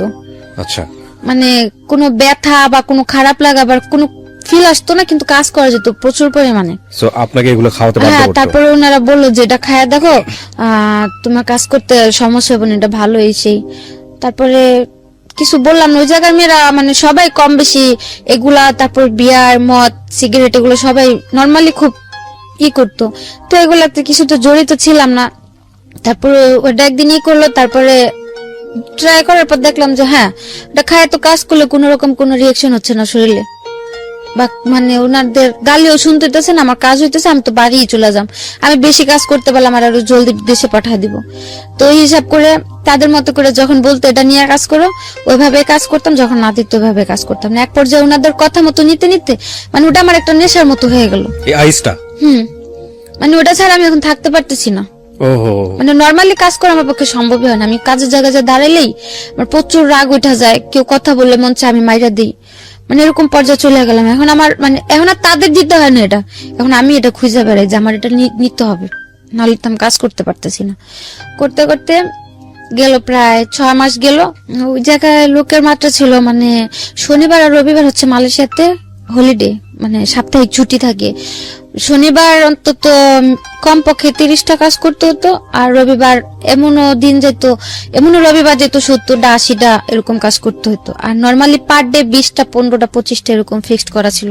ওখানে কি পরিমাণ মেয়ে, মানে বাঙালি মেয়েরা দেখেছেন আপনি? প্রচুর পরিমাণ, প্রচুর, মানে এক একটা জায়গাতে 15 থেকে 20টা মেয়ে বাঙালি থাকতো। তার মধ্যে আবার 4-5টা, এদের সবারই কি এরকম যে কেউ ইচ্ছাকৃত ভাবে করতেছে, কেউ হয়তো যে বাধ্য হয়ে যাওয়ার পরে কাজ করতে করতে যখন মানে টাকার হিসাবটা বুঝা গেছে তখন ইচ্ছাকৃত ভাবে করতেছে। হয় না, অনেকে ভাবে না যে হয়তো বাধ্য হয়ে খারাপ পথে যেহেতু চলে আসছি আর কি হবে, আর কি হবে, কাজ করে টাকা নিয়ে যাই। হয় না, ওরকম ভাবে অনেকে আছে। কেউ যেমন আমাদের মতো নতুন গেছে, তারা হয়তো কেউ বাধ্য হয়ে মারধর খায়া কাজ কাম করতেছে। আর তারপর যারা এজেন্ট ছিল, এজেন্টেরা কিছু কিছু এজেন্টেরাও কাজ করতো, মেয়েদের দিয়েও কাজ আপনি করে। এই ছেলেটাকে ফোন দিলেন না, যে বাংলাদেশে যে ছেলেটা আপনাকে পাঠালো, ওকে ফোন দিয়ে বললেন না যে তুমি আমাকে জেনে শুনে এখানে কেন ওনার পাঠালে? আমি বলছি, উনি বললো যে আমার এগুলা বলে নাই। উনিও বাংলাদেশ থেকে অনেক প্রেশার দিল, প্রেশার দেওয়ার পর ওনারও বললো যে টাকা পাঠা দাও, পাঠাই দিই, সমস্যা নেই। Nothing is free. আপনাকে মাগনা মাগনা ইচ্ছে নিয়ে গিয়ে আপনাকে একটা সুন্দর কাজ দিবে, এটা মনে করার কোনো কারণ নেই। প্রথম কথা হচ্ছে এগুলো ইল্লিগাল। আপনি অবৈধভাবে বাংলাদেশ ছেড়ে অন্য দেশে কেন যাবেন, এটা হচ্ছে প্রথম কথা। এটা তো যাওয়াই উচিত না, তাই না? আর আপনি কাজ জানেন, কাজ পারেন, আপনি তো দেশেই কাজ করা উচিত। তারপরেও যাতে এই ধরনের ভুল না হয় সেই জন্যই এই এপিসোডটা। ওকে, তারপর 6 মাসের কাছাকাছি যখন চলে আসলাম, তখন তখন তো নর্মালি আমিও কিছুটা নর্মাল হয়ে গেছি, যেহেতু আমার 4-5 মাস, অভ্যস্ত হয়ে গেছেন। 4-5 মাস যাবত এগুলো করাইতেছে। তখন আমার মাথায় নর্মালি একটা এরকম থিঙ্ক আসলো যে যাক, এই জায়গা তো প্রচুর পরিমাণে কাজ করায়, আর হয়তো আমি যদি তাদের সাথে বৈশা 6 মাসের যেহেতু আমার কন্টাক্ট শেষ হলে যদি আমি তাদের সাথে বৈশা 50-50 কাজ করতে পারি, হয়তো আমি যে উদ্দেশ্যটা, বাইরে তো আমার যাওয়ার উদ্দেশ্য ছিল টাকাটা, আর বাইরে যাওয়ার আগে মনে করতাম কি যে টাকা হইলে সবার ভালোবাসা কিনতে পাওয়া যায়, বাপ মা হোক ভাই বোন হোক সবারটাই পাওয়া যাবে।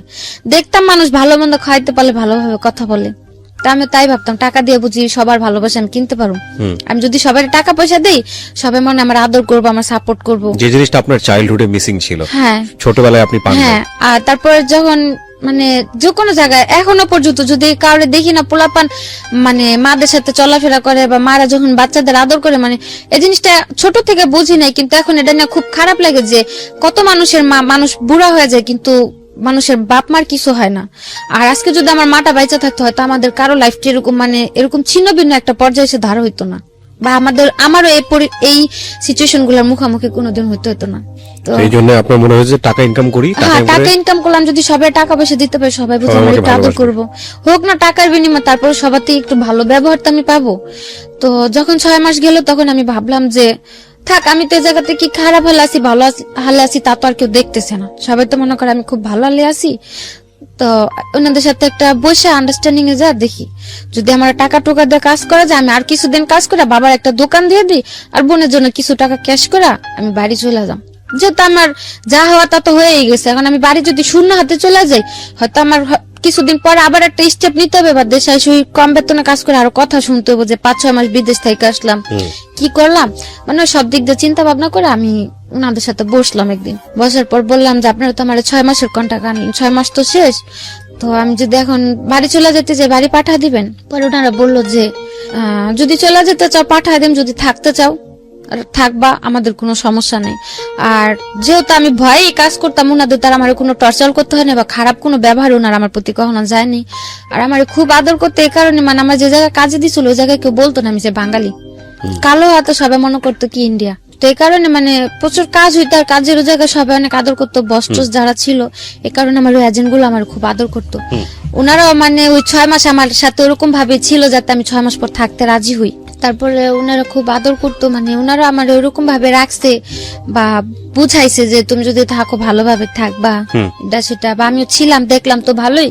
তারপরে আমি আবার রাজি হলাম যে ঠিক আছে। আপনাদের যে এই ধরনের কাজের মধ্যে জড়িয়ে গেছেন বা করাচ্ছে সবাই, আপনাদের নিয়মিত মেডিকেল চেকআপটা করা হতো, ডাক্তারি চেকআপটা করা হতো? না করানো হতো না, ওদিকে ওরকম ভাবে কোনো কাজ করাইতো না, যে কোনো স্বাস্থ্য পরীক্ষা যেটাকে বলে। হ্যাঁ, এগুলো করানো হতো না? না না।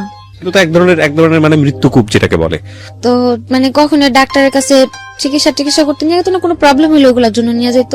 তারপর ওনার সাথে বসার পর আমি বললাম যে আমার যেহেতু কন্টাক্ট শেষ আর সো মিউচুয়ালি 50% বা এরকম কোনো কিছু। হ্যাঁ, তো আমি যদি এখন থাকতে চাই আমার কিভাবে রাখবেন? পরে বললো যদি থাকতে চাও বেতনে থাকতে চাও বেতনে থাকতে পারো, আর যদি 50-50 থাকো তাও থাকতে পারো, যদি যেহেতু কন্টাক্ট শেষ। আমি ভাবলাম যে যদি আমি চাইলে পারতাম মানে ডাইরেক্টলি একা কাজ করতে, মানে আমি যা কাজ করতাম টাকাগুলো আমার থাকতো, যদি তা আমি বলতাম রাজি হতো। যেহেতু কন্টাক্ট শেষ তাদের টাকা দুইটাই গেছে, তা আমি ভাবলাম যে ওই জায়গাতে তো কাজ করতাম, পুলিশের যে প্রবলেম গুলো হতো দেখতাম, তা আমি ভাবলাম যে আমি যদি একা কাজ করি আমার তো পুলিশে যদি একটা প্রবলেম হয়ে যায় আমার তো কেউ সেফটি করবো না। আর দ্বিতীয় কথা হচ্ছে তাদের যদি আমি কিছু টাকা দিয়ে হাত করে রাখি আমার যত বড় প্রবলেমই হোক, যত তারা ব্যবসা করে তাদের সাথে ওরকম লোকেদের সাথে অবশ্যই হাত আছে, ওনারা আমার সাপোর্ট করব। তারপর আমি বললাম যে ওগুলা ভাইবা আমি বললাম আমি 50-50 কাজ করুম, যদি আমার পুলিশ টুলিশ ধরে বা কিছু করে ওইগুলো আর সাপোর্ট দিতে হবে আপনাদের। পরে বললো যে ঠিক আছে, যদি পুলিশ ধরে নিয়ে যায় ছুটায় আনতে যা টাকা লাগবে তাও তুমি অর্ধেকটা দিবা আমরা অর্ধেকটা দিন। তা আমি বললাম আচ্ছা ঠিক আছে। তো ওইগুলো ওইভাবে কথা বলার পরে মানে কন্টাক্ট শেষ হওয়ার পরে ও কন্টাক্টের মধ্যে আমার আবার আরেক জায়গায় বিক্রি করে দিল। বিক্রি করলো কিভাবে? হ্যাঁ, ওই যে 6 মাসের কন্টাক্ট ছিল না, উনার আমার 1 মাস কাজ করাইলো। আর এগুলো তো পরে বুঝতে পারলাম যে কি পরিমাণে টাকা। 1 মাস না, একটা মেরে দিয়ে যদি 15 থেকে 20 দিন কাজ করে কন্টিনিউ, ওই একটা মেয়ে যাওয়া আসার যা খরচ যায় সম্পূর্ণ টাকা উঠা যায় 15 থেকে 20 দিনই। তো সে জায়গাতে আমার 1 মাস কাজ করালো। কাজ করানোর পরে তাদের তো যা খরচ উঠা গেল, এমনকি এক্সট্রা উঠলো। তার 1 মাস পরে আমার যে 5 মাস ছিল কন্টাক্টে, ওই 5 মাসের কন্টাক্ট করে আরেকটা এজেন্টের কাছে বিক্রি করে দিল। এটা আপনি পরে বুঝেছেন নাকি তখনই বুঝেছেন? তখনই মানে বিক্রি করার সময় আমার বলেনি, যেদিন আমার নিয়ে যায় ওদিন বলছে যে তোমার যে বাকি 5 মাসের কন্টাক্ট আছে তুমি ওদের কাছে থাকবা, কোনো ঝামেলা করবে না। 1 মাসে তারা আমার আর কি নরমাল করলো, আমার যেহেতু না জানাই ছিল মানে ইউজ টু করা জিনিসটাতে। হ্যাঁ, আমার নরমাল করলো যে তো মানে হঠাৎ করে বিক্রি করে দিল, তো যদি আমি প্রবলেম করি ওনাদের উপর একটা প্রেসার আসবে, তো নরমাল করে তাদের কাছে দিল। যে আপুর ভাইয়ের কাছে বিক্রি করলো তাদের প্রথম মেয়ে ছিলাম আমি। বিয়ে বলতে মানে ওই ব্যবসা ওই মানে কাজের আমার দিয়ে তারা বিজনেসটা স্টার্ট করতেছিল। ওকে, মানে তাদের আর কোনো মেয়ে ছিল না, আমার দিয়ে তারা কি ব্যবসা লাইনটা ধরবে। তো ওই হিসেবে তারা আমার কখনো টর্চার করেনি যে এ কয়টা কাজ কেন এই কেন সেই কেন, যেহেতু তারাও নতুন বুঝতে পারতো না যে কতগুলা কাজ প্রেশার দিলে কতগুলা কাজ হয় বা কি করানো যায়, তারা তো বুঝতো না। ওই হিসেবে মানে ওনাদের কাছে থাকতে আমার কাজের পেরেশান এটা তো ছিল না, নর্মালি ছিলাম। তারপর আসার পরে আমি বললাম যে মাসে আমার কন্ট্রাক্ট শেষ, থাইকে গেলাম। থাকার পর 1 মাস আমি কাজ করলাম, মানে 1 মাস কাজ করার পর আমার মানে কাজ যে প্রতিদিন কাজ করতাম না, কাজের টাকাগুলো আমার হাতে দিয়ে দিত কাজের লাস্টে, ওগুলো বাসা হিসাবে আমি তাদের কাছে জমা দিয়ে দিতাম। মাস শেষে যেমন তারা হিসাব করতো যে আমার 1 টাকার কাজ হয়েছে, 1 টাকা অর্ধেক অর্ধেক অর্ধেক তাদের অর্ধেক আমার, ওইভাবে হিসাব হইতো। তো 1 মাস কাজ করার পর দেখলাম যে না মোটামুটি ভালো টাকাই হচ্ছে। তারপরে রয়ে গেলাম কাজ করতে করতে। এর মধ্যে ওইখানে একটা ছেলের সাথে আমার একটা সম্পর্ক হয়। ছেলে বলতে যে মেয়ে বান্ধবী ছিল, বান্ধবীর ফ্রেন্ডের মোবাইলে আমার ছবিটা দেখে মানে মারাত্মক পরিমাণে পাগল, এরকম একটা অবস্থা। তারপর যেভাবে কথা বলতে বলতে হইলো ওর সাথে একটা সম্পর্ক। তারপর ওরে ওরে করে ওই এজেন্টের সাথে আমার প্রতিনিয়ত ঝগড়া হতো। ওকে, মানে ও বাঙালি ছিল, ছেলেটাও বাঙালি ছিল। এজেন্টের সঙ্গে ঝগড়া হতো মানে কি ও চাইতো যে আপনি এই পেশা থেকে বের হয়ে আসেন? হ্যাঁ, ও বলতো তুমি দেশে চলে যাও, বা আমার বুঝাইতো কাজ কাম করার দরকার নেই এটা সেটা। আর এজেন্টে হয় কি নর্মালি ওই জায়গাতে যে কোনো মেয়ে সব সম্পর্কে তো জড়াইলে, কোনো প্রেম প্রীতিতে জড়াইলে ওইখান থেকে পালা যায়। আর উনারা আমার এতদিন রাখছিল, অন্তত আমার প্রতি তাদের এতটুকু বিশ্বাস ছিল আমি যাই করি না কেন পালায় কোথাও যাবো না। পালা যাওয়ার হলে আমি আরো আগে চলে যেতাম, যেহেতু 6-7 মাসে কোথাও যাইনি যাবো না। তাদের সাথে ঝগড়াতে কারণে ওই ওর সাথে ফোনে টোনে কথা বলতাম বা দেখা করতাম, ওই দিকে মানে থিঙ্কিংটা থাকাতে আমার এদিকে কাজগুলো কম হইতো, যেহেতু তাদের প্রবলেম হতো না। এই নিয়ে মানে খুব ভাবে চিল্লাচিল্লি ঝগড়াঝাটি চলতো প্রতিনিয়ত, যে ওর সাথে কথা বলো না, এরকমটা হয়। এই জগতের মেয়েদের সাথে ছেলেরা রিলেশন করে টাকা টুকা খায়, তারপরে ছাইরা দেয়, কিন্তু এগুলোর কোনো ভবিষ্যৎ নাই, তুমি ওরে ছাইরা দাও। আর ওর সাথেও তেমন একটা সম্পর্কে জড়াইতে চাইতাম না, কারণ প্রথমে তো একটা ডস খাইলাম, আপন খালাতো ভাই, আর এ তো হচ্ছে খারাপ জায়গা থেকে পরিচয়, তো তেমন একটা কেয়ার করতাম না। কিন্তু ও আমার সবসময় বোঝাইতো যে আখি দেখো, মানুষ কিন্তু জীবনে একা কোনো পথে পাড়ি দিতে পারে না, মানুষের চলতে হলে একটা মানুষের সাপোর্ট লাগে।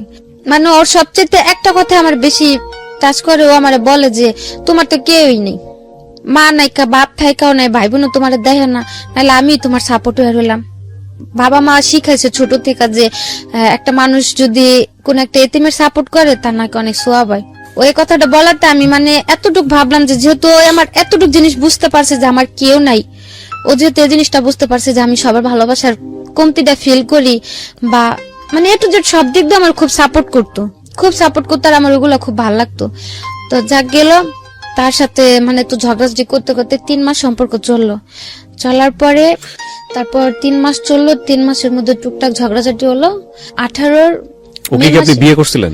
না, বিয়ে হয়নি। তারপর ওই 3 মাস সম্পর্ক থাকার পরে এর মধ্যে মানে ওই যে এজেন্টের কাছে ছিলাম তাদের মধ্যে মানে তাদের কাছে আমি টোটালি একটা কালার খেয়ে গেলাম যে মানে তারা এখন আমার আর মানে আগের মতো একটা কেয়ার করে না বা সহ্য করতে পারে না ও ছেলের সাথে সম্পর্কটা গভীর হতে। আর ও বলতো তুমি দেশে চলে যাও। তো গেল 2017 থেকে 18 মে পর্যন্ত এই ঘটনা। 18 মে মাসের 14 তারিখে আমি পুলিশে ধরলাম। পুলিশে ধরলো মানে কি অন স্পট? হ্যাঁ, কাজের জায়গা থেকে আচ্ছা। রেড দেওয়াতে আমরা 15টা মেয়ে ধরা খেলাম। ওকে, তো মালয়েশিয়ান পুলিশের কাছে? হ্যাঁ, ওটা ছিল এমনি তো নরমালি পুলিশ, মানে ওদিকে তো পুলিশের এক একটা মানে আছে, আইপিকেল টিভিকেল ইমিগ্রেশন। তো নরমাল পুলিশের দর্শক দিক থেকে টাকা দিয়ে ছুটে আসা যায়। 9 তারিখে ধরলো। ধরার পরে যাওয়ার পথে আমি ওর ফোন দিয়ে বললাম যে এরকম ভাইয়ার কাছে আমার টাকা আছে, যদি আমার যত তাড়াতাড়ি সম্ভব আমার ছুটা নিয়ে আসতে বলবা, যেহেতু জানি যে নরমাল পুলিশে ধরছে ওরা টাকা ঢোকা নিয়ে ছাইড়া দিব। তো বললো যাচ্ছে ঠিক আছে।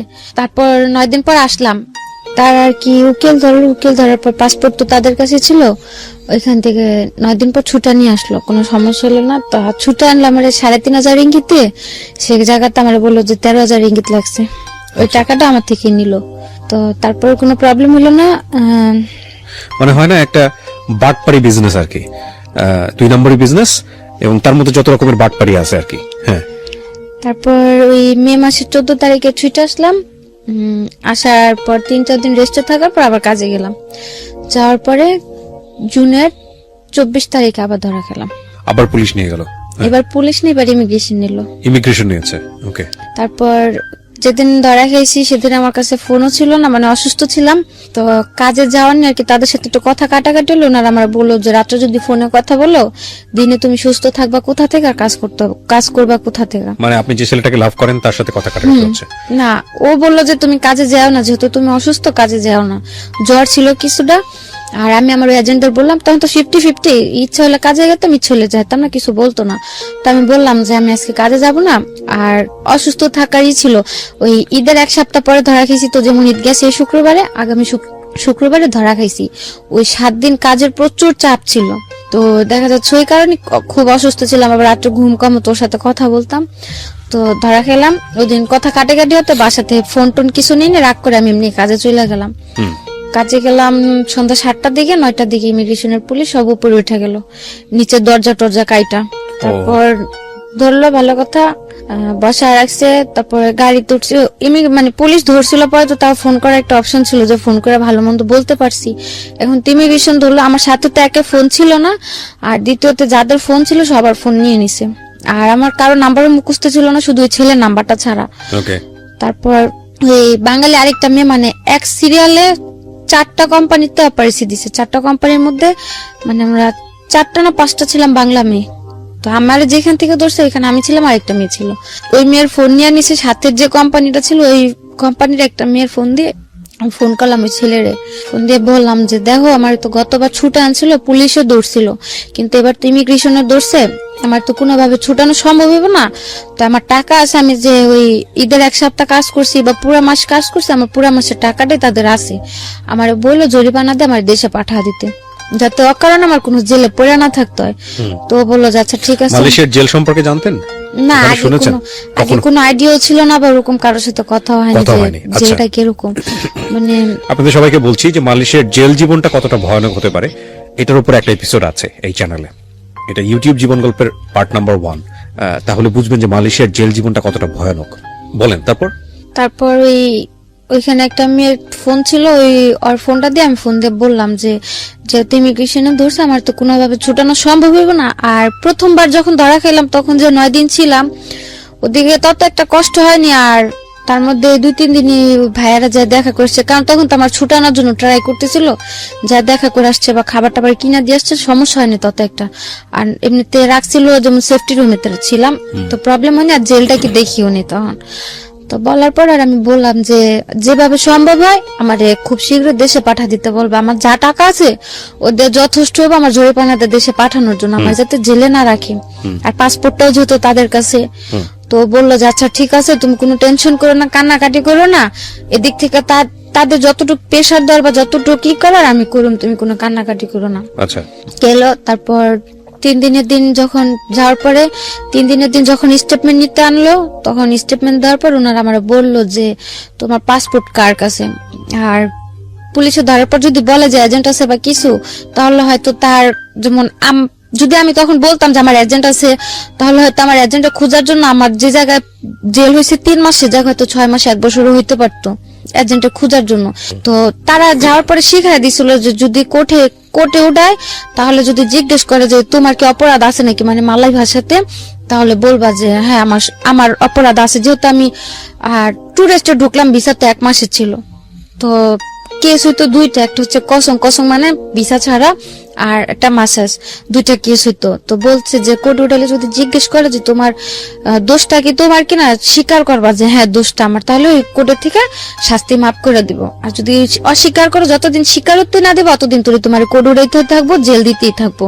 3 দিনের দিন যখন ডাকা এলো, তারপর স্টেটমেন্ট দেওয়ার জন্য আমার জিজ্ঞেস করলো আমার কি এজেন্ট আছে নাকি, আমি বললাম যে না।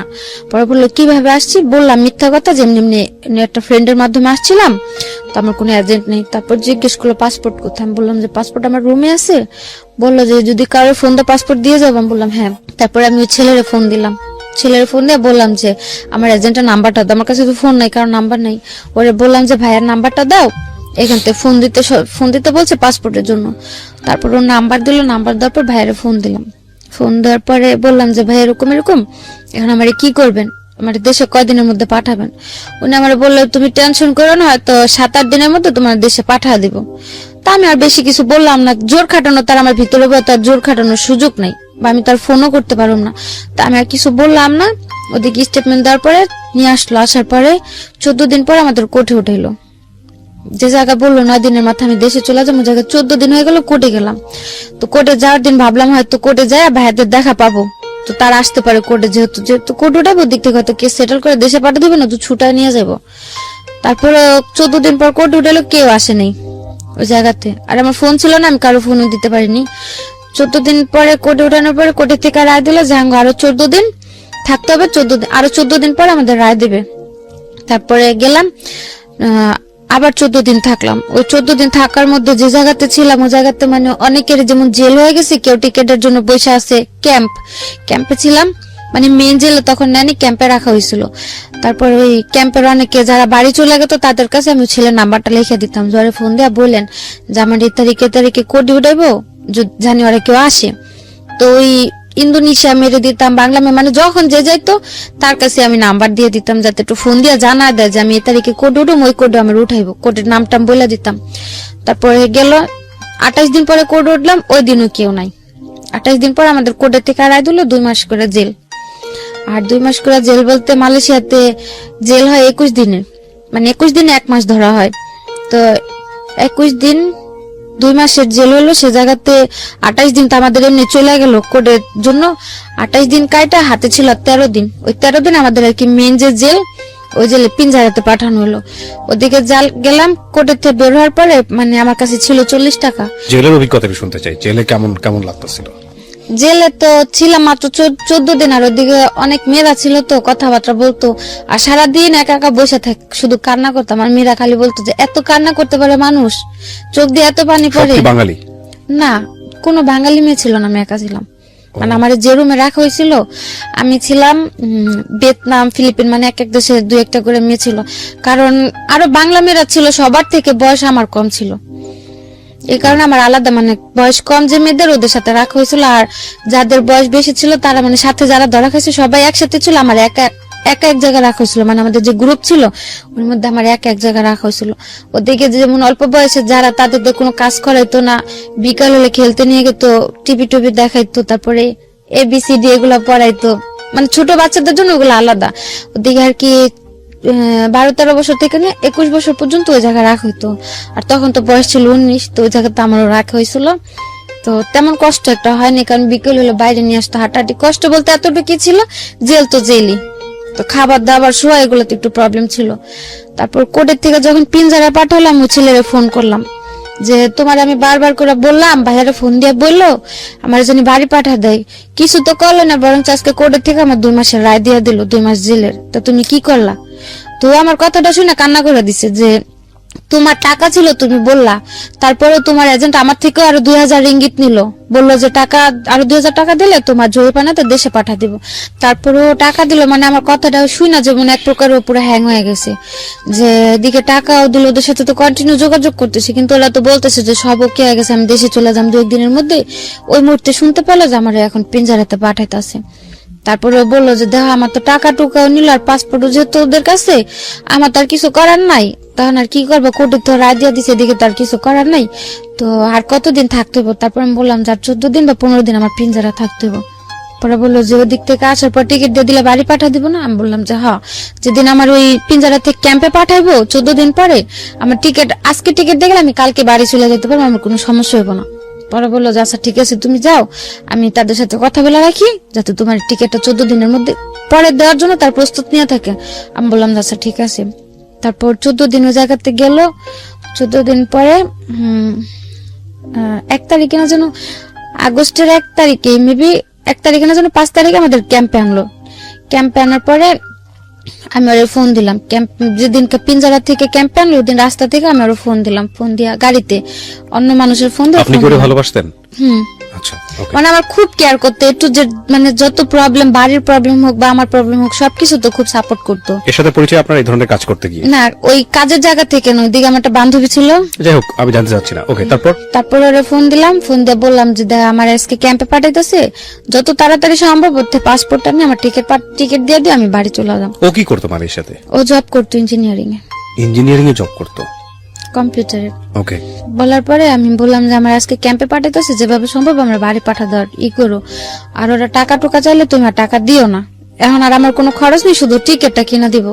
আর নর্মালি একটা এজেন্টের দায়িত্ব থাকে যে একটা মেয়ে যদি ধরা পড়ে তার টাকা না থাকলে টিকিট কাইটা দেশে পাঠানোর। তারপরে বলা যাচ্ছে ঠিক আছে, কোন ক্যাম্পে নিছে কইতে পারো? তো আমি বললাম যে আমি জানি না কোন ক্যাম্পে আনছে এখনো, তো যদি আমি পারি কোন রকম ভাবে কারো কাছে নাম্বার দাম, তোমার কাছে ঠিকানা বা আমার বডি নাম্বারটা আমার আমি পাঠাই দিমুনি। বললো আচ্ছা ঠিক আছে। তারপরে যখন ক্যাম্পে নিয়ে গেল, ক্যাম্পের নামটাম জানতে পারলাম, মানে ওই জায়গাতে একজন একজন করে নেয়, যেমন সাথে টাকা টুকা জিনিসপত্র থাকলে সব জমা দিয়ে একটা রিসিপ্ট দেয়, একটা বডি নাম্বার দিয়ে দেয় যে কোন ব্লকে থাকবে, কত বডি নাম্বার, ওইগুলা দিতে। মানে অনেক লোক ছিলাম তো, সিরিয়াল ছিল অনেক, তো প্রায় লাস্টের দিকে ছিলাম আমি, ওই সিরিয়াল গুলা দিতে দিই। তারপর আমাদের সাথে কিছু লোক ছিল নতুন ধরে আনছে, ওদের কাছে ফোন ছিল, ওইখান থেকে একটা ফোন নিয়ে আমি ফোন দিলাম আমার বাড়িতে মেজবাপুর গেছে, যে যেহেতু ও দিক দিয়ে প্রেশার দিতেছে, ওরাও যদি জানে, ওরা হয়তো এজেন্টের ফোনটা বলবো আমার টিকিটটা দিতে। তো ওই লোকটা নাম্বার দিয়ে ফোন দিলাম মেজাপুর ছেলে ফোনটা ধরে বললো যে আম্মু বাইরে গেছে। তো আমি বললাম ডাক দিয়ে দাও। ও ডাক দিতে দিতে ওই লোকের ফোনটা গেল বন্ধ হয়ে। তো বন্ধ হয়ে গেল। আমার যে স্লিপ দিল, একটা রিসিপ্ট দিল, রিসিপ্টের ভিতরে মানে একটা সাইন উঠলো, আমার ফোন কল অলরেডি হয়ে গেছে। তো আমি আর কিছু করলাম না, আমি ওদিকে বসে বসে কান্না করতেছি। মানে 3 দিন পরে একটা মাস্টার কল করে সিস্টেম দেয়, মানে ওদিক থেকে ফ্রিতে।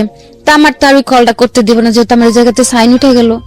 তো কান্না করতেছি, ওদিকে একটা রোহিঙ্গা ছেলে ছিল, মানে ওই জায়গার ভিতরে যে অনেকের যে পরিচয় পত্র নাই বা পাসপোর্ট টাসপোর্ট না থাকলে 3-4 বছর ওই জায়গায় অনেকে পড়ে থাকলে ওদের আর কি বাইরে কাজ টাজ করতে দেয়, যে আসামিদের সাথে দেখা করতে আসলে নিয়ে যায়, বা যে নতুন লোক ধরে আনলে ব্যাগ ট্যাগ সরা রাখে, ওরকম লোক ছিল একটা রোহিঙ্গা। তো বলতেছে যে আপনার কি কান্না করেন কি আপনি? তারপর আমি বললাম যে এরকম এরকম আমার তো জায়গাতে কেউ নাই, আমি বাড়িতে ফোন দিলাম, ফোনটা বন্ধ হয়ে গেল, আর আমার স্লিপেও সাইন উঠে গেল, আমি তার ফোন দিতে পারবো না, আমি যদি কারণে না জানি আমি এই জায়গাতে আসি, কিভাবে আমার কেউ টিকিট দিব? তো ও কইলো যে মালয়েশিয়ার কারো নাম্বার আছে আপনার কাছে? আমি হ্যাঁ আছে। তো কইলো যে আপনি একটা কাগজে আপনার যে স্লিপে বডি নাম্বার দিছে, বডি নাম্বার, ব্লক নাম্বার আর নাম্বারটা লেখা দেন, আমি ফোন দিয়ে জানা দিম। তারপর ওই ছেলের কাছে আমি ওই ছেলের নাম্বার লেখা দিলাম, আমার বডি নাম্বার, কত ব্লক লেখা দিলাম। তারপর ওই ছেলে ফোন দিল ওর কাছে, ওরে ফোন দিয়ে বলছে যে আমি এরকম এরকম এই জায়গাতে আছি, এত আমার বডি নাম্বার। তারপর ও আবার আমার এজেন্টের কাছে গেছে, ওই বাইরের ওই ছেলেটা, যার পরে বলছে যে আমার এই জায়গাতে নিয়ে আসছে, আমার টিকিট দিব কবে। ওরা বলতেছে পাসপোর্ট দিয়া দিছে, মানে কোম্পানির লোকের কাছে পাসপোর্ট দিছে, টাকা দিয়ে দিছে, ওরা টিকিট দিয়ে যাবে। এসে করতে করতে প্রায় 15 থেকে 20 দিন যায়। ওই 15-20 দিনের মধ্যে এই ছেলে আবার ওরা একটা ফ্রেন্ডে পাঠায় আমার সাথে জেলে দেখা করতে। তারপর ওরকম করতে করতে আমার এজেন্ট আবার ওর কাছ থেকে টাকা নিল। আবার ওকে, টিকিট দিবে বলে আরো 2বার টাকা নিল। যখন আমার জেল টেল শেষ হলো তখন ও আবার 2বার টাকা দিল। আচ্ছা, দেবার পরে যখন 3য় সপ্তাহ আমার সাথে দেখা করতে গেছে, তারপরে ওর বন্ধুটা বলতেছে যে আপা দেখেন আপনার পাসপোর্টটা আপনার এজেন্টে দিতে আছে না, আর ও 2-3 বার করে টাকা দিছে, ওরে পাসপোর্টও দেন, আপনার টিকিটও দিতে হয় না। ও এমনও বলছে যে ভাই টাকা খাইছেন ভালো করছেন, আর পাসপোর্টটা দিয়ে দেন, আর একটা টিকিট আমি কাইটা দিতেছি, আপনার টাকা টুকা দিতে হবে না, টাকা জানিছেন নিছেন, আর পাসপোর্টটা দিয়ে দেন। আর পাসপোর্টটা বারবার চাইতেছিল এই কারণে যে মালয়েশিয়ার জেলে যদি ট্রাভেল পাসের ফর্ম কেউ ফিল আপ করে, অন্তত পক্ষে 7 থেকে 8 মাসের ট্রাভেল পাসের স্লিপের জন্য বসে থাকতে হয়। মানে বাংলাদেশ এম্বাসি হয়ে এখান থেকে একটা কাগজ যাবো, ওই কাগজটার জন্য 7 থেকে 8 মাস অপেক্ষা করতে, যাদের পাসপোর্ট নাই। আর যদি আমার পাসপোর্ট না দিত তাহলে হয়তো আমার আরো 7 থেকে 8 মাস জেলে থাকতে হতো। তার জন্য বারবার যাওয়ার কথা, টাকা খাইতেছে খাক, তোর পাসপোর্টটা দিয়ে দেখ। আর এই চান্সে ও টাকা খাচ্ছে। আর তারপর 3বার 3য় সপ্তাহ যখন দেখা করতে যাওয়ার পর আমি কান্নাকাটি করে বলছি যে ঠিক আছে ও এবার কি করবো, বারবার টাকা দিতেছে। আমি বলছি যে ওরা টাকা দিতে নিষেধ করেন, আমি ট্রাভেল পাসের ফর্ম ফিল আপ করে দিচ্ছি, যদি আমার ফর্ম আসে আমার দেখতে ফোন করতে দিব, ট্রাভেল পাস আসলে যে কাউরে ফোন দিয়ে বলো টিকিট দিয়ে যাওয়ার জন্য।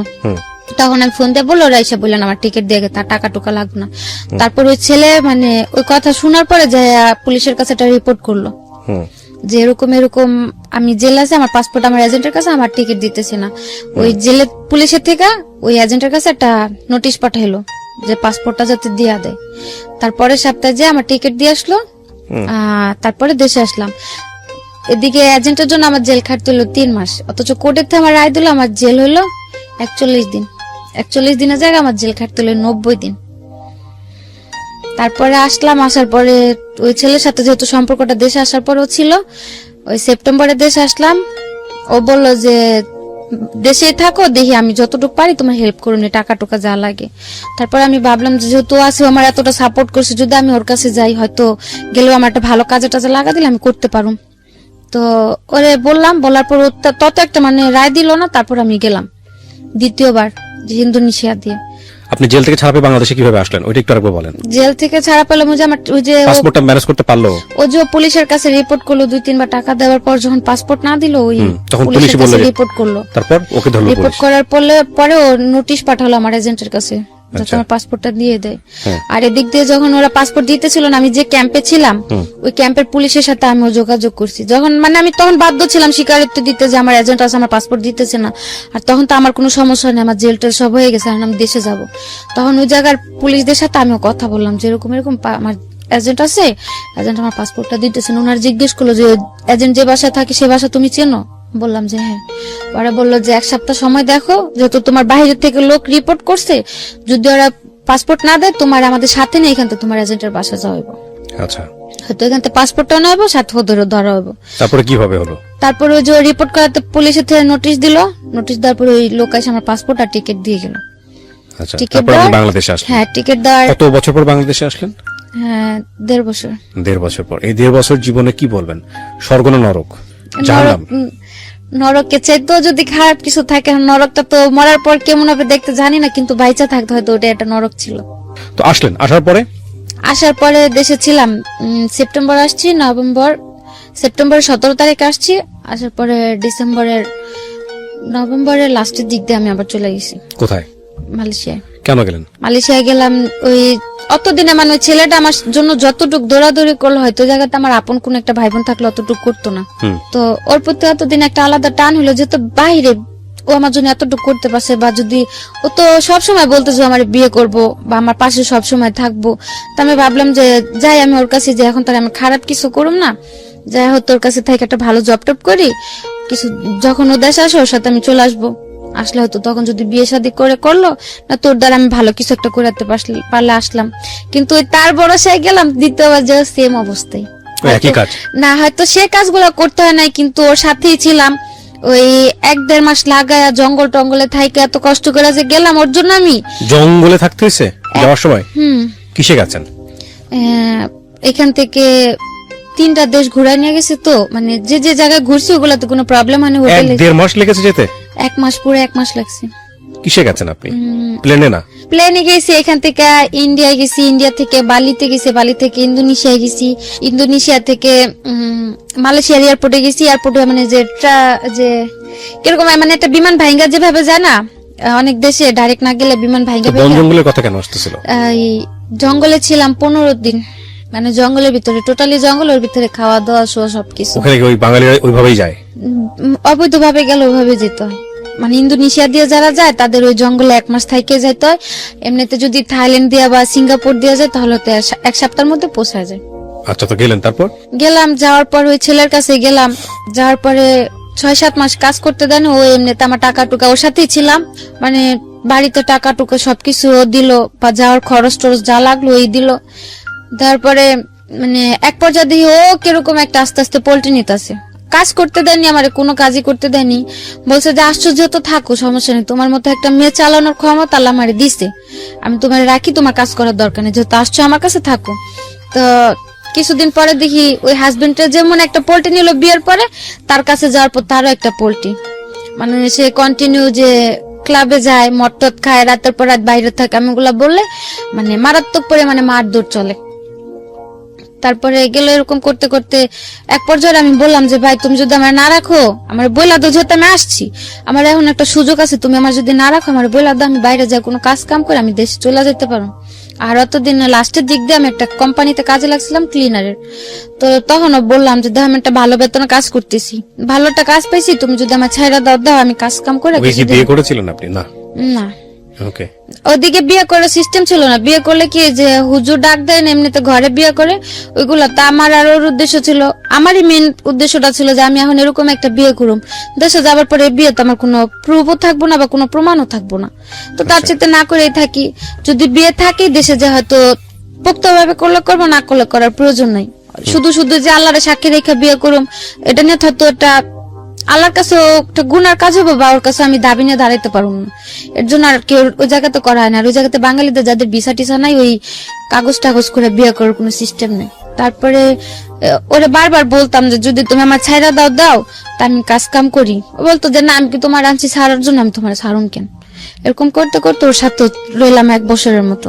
লাস্ট 3 মাস কাজ করলাম, দেশে আসুম ওই ট্রাভেল পাস চালু করলো, যারা অবৈধ আছে তারা মানে আত্মসমর্পণ করে দেশে চলে যেতে পারবো।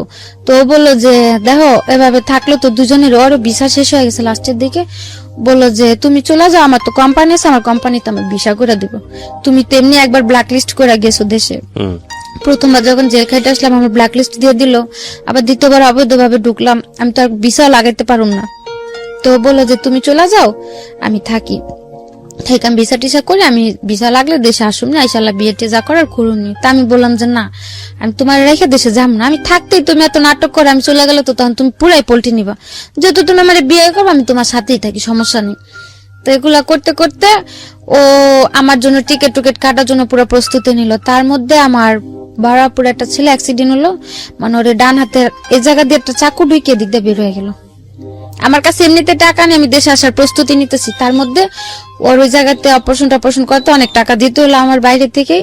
ও তখন দেশে আসবো না, রাজি হলো দেশে আসার জন্য ছেলেটাও আমার সাথে।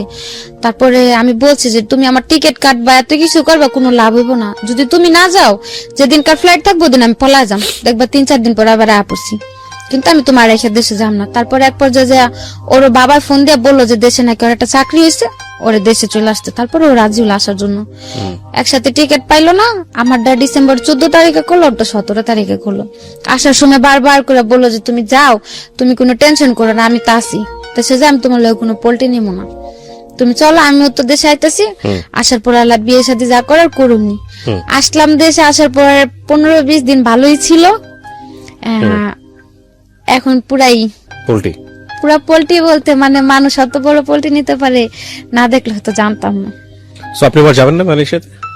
না, আর যাও কার কাছে, আর যাওয়ার কোনো প্রয়োজন নেই। প্রথমে তো গেলাম ফ্যামিলির দিক দিয়ে চিন্তা করে, বা প্রথম গেছে ফ্যামিলির দিক দিয়ে চিন্তা করে, সেকেন্ড টাইম গেছে একজন মানুষকে ভালোবেসে। এখন কিভাবে চলতেছে আপনার?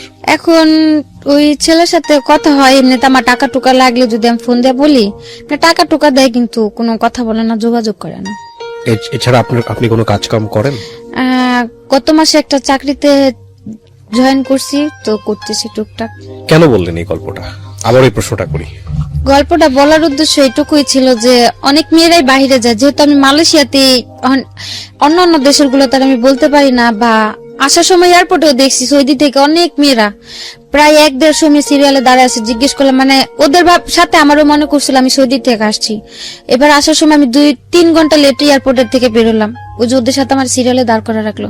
যখন দেখলাম যে সবগুলা লোক সৌদি আরবের, আমি একাই মালয়েশিয়ার, তখন আমি চিল্লাচিল্লি করাতে তারপর আমার বের করে দিল। 2-2.5 ঘন্টা যে দাঁড়াইছিলাম, মেয়েগুলা জিজ্ঞেস করলাম যে আপনারা কি জনের দিকে দাঁড়াচ্ছেন, সবগুলা জেল খেটে আসছে। 1-1.5 মেয়ে হবে, কমপক্ষে 3 থেকে 400 পুরুষ হবে। 2টা সিরিয়ালে, মানে এয়ারপোর্টের ভিতরটা পুরো ভরা ওই লোকগুলা দিয়ে।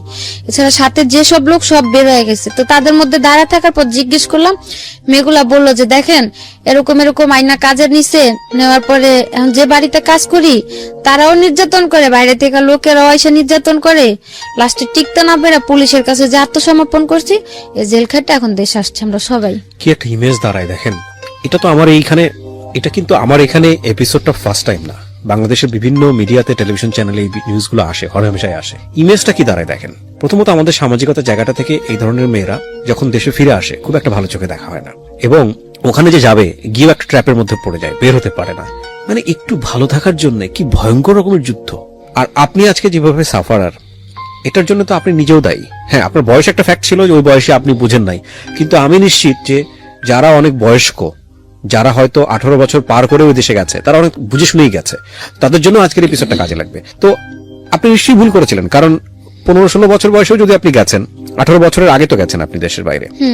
লেবার লতে তো 18 বছরের আগে তো দেশের বাইরে যাওয়ার আমার জানা মতে নিয়মই নাই বাংলাদেশ সরকার থেকে। তো এটা তো আপনি এক ধরনের অপরাধী করেছেন। এবং যাওয়ার পরে আপনি যেটা বলছিলেন যে আপনি এক পর্যায়ে মেনে নিলেন যে না, এই জবটাই আপনি করবেন পয়সা ইনকাম করার জন্য। পয়সা ইনকাম করতে পেরেছেন?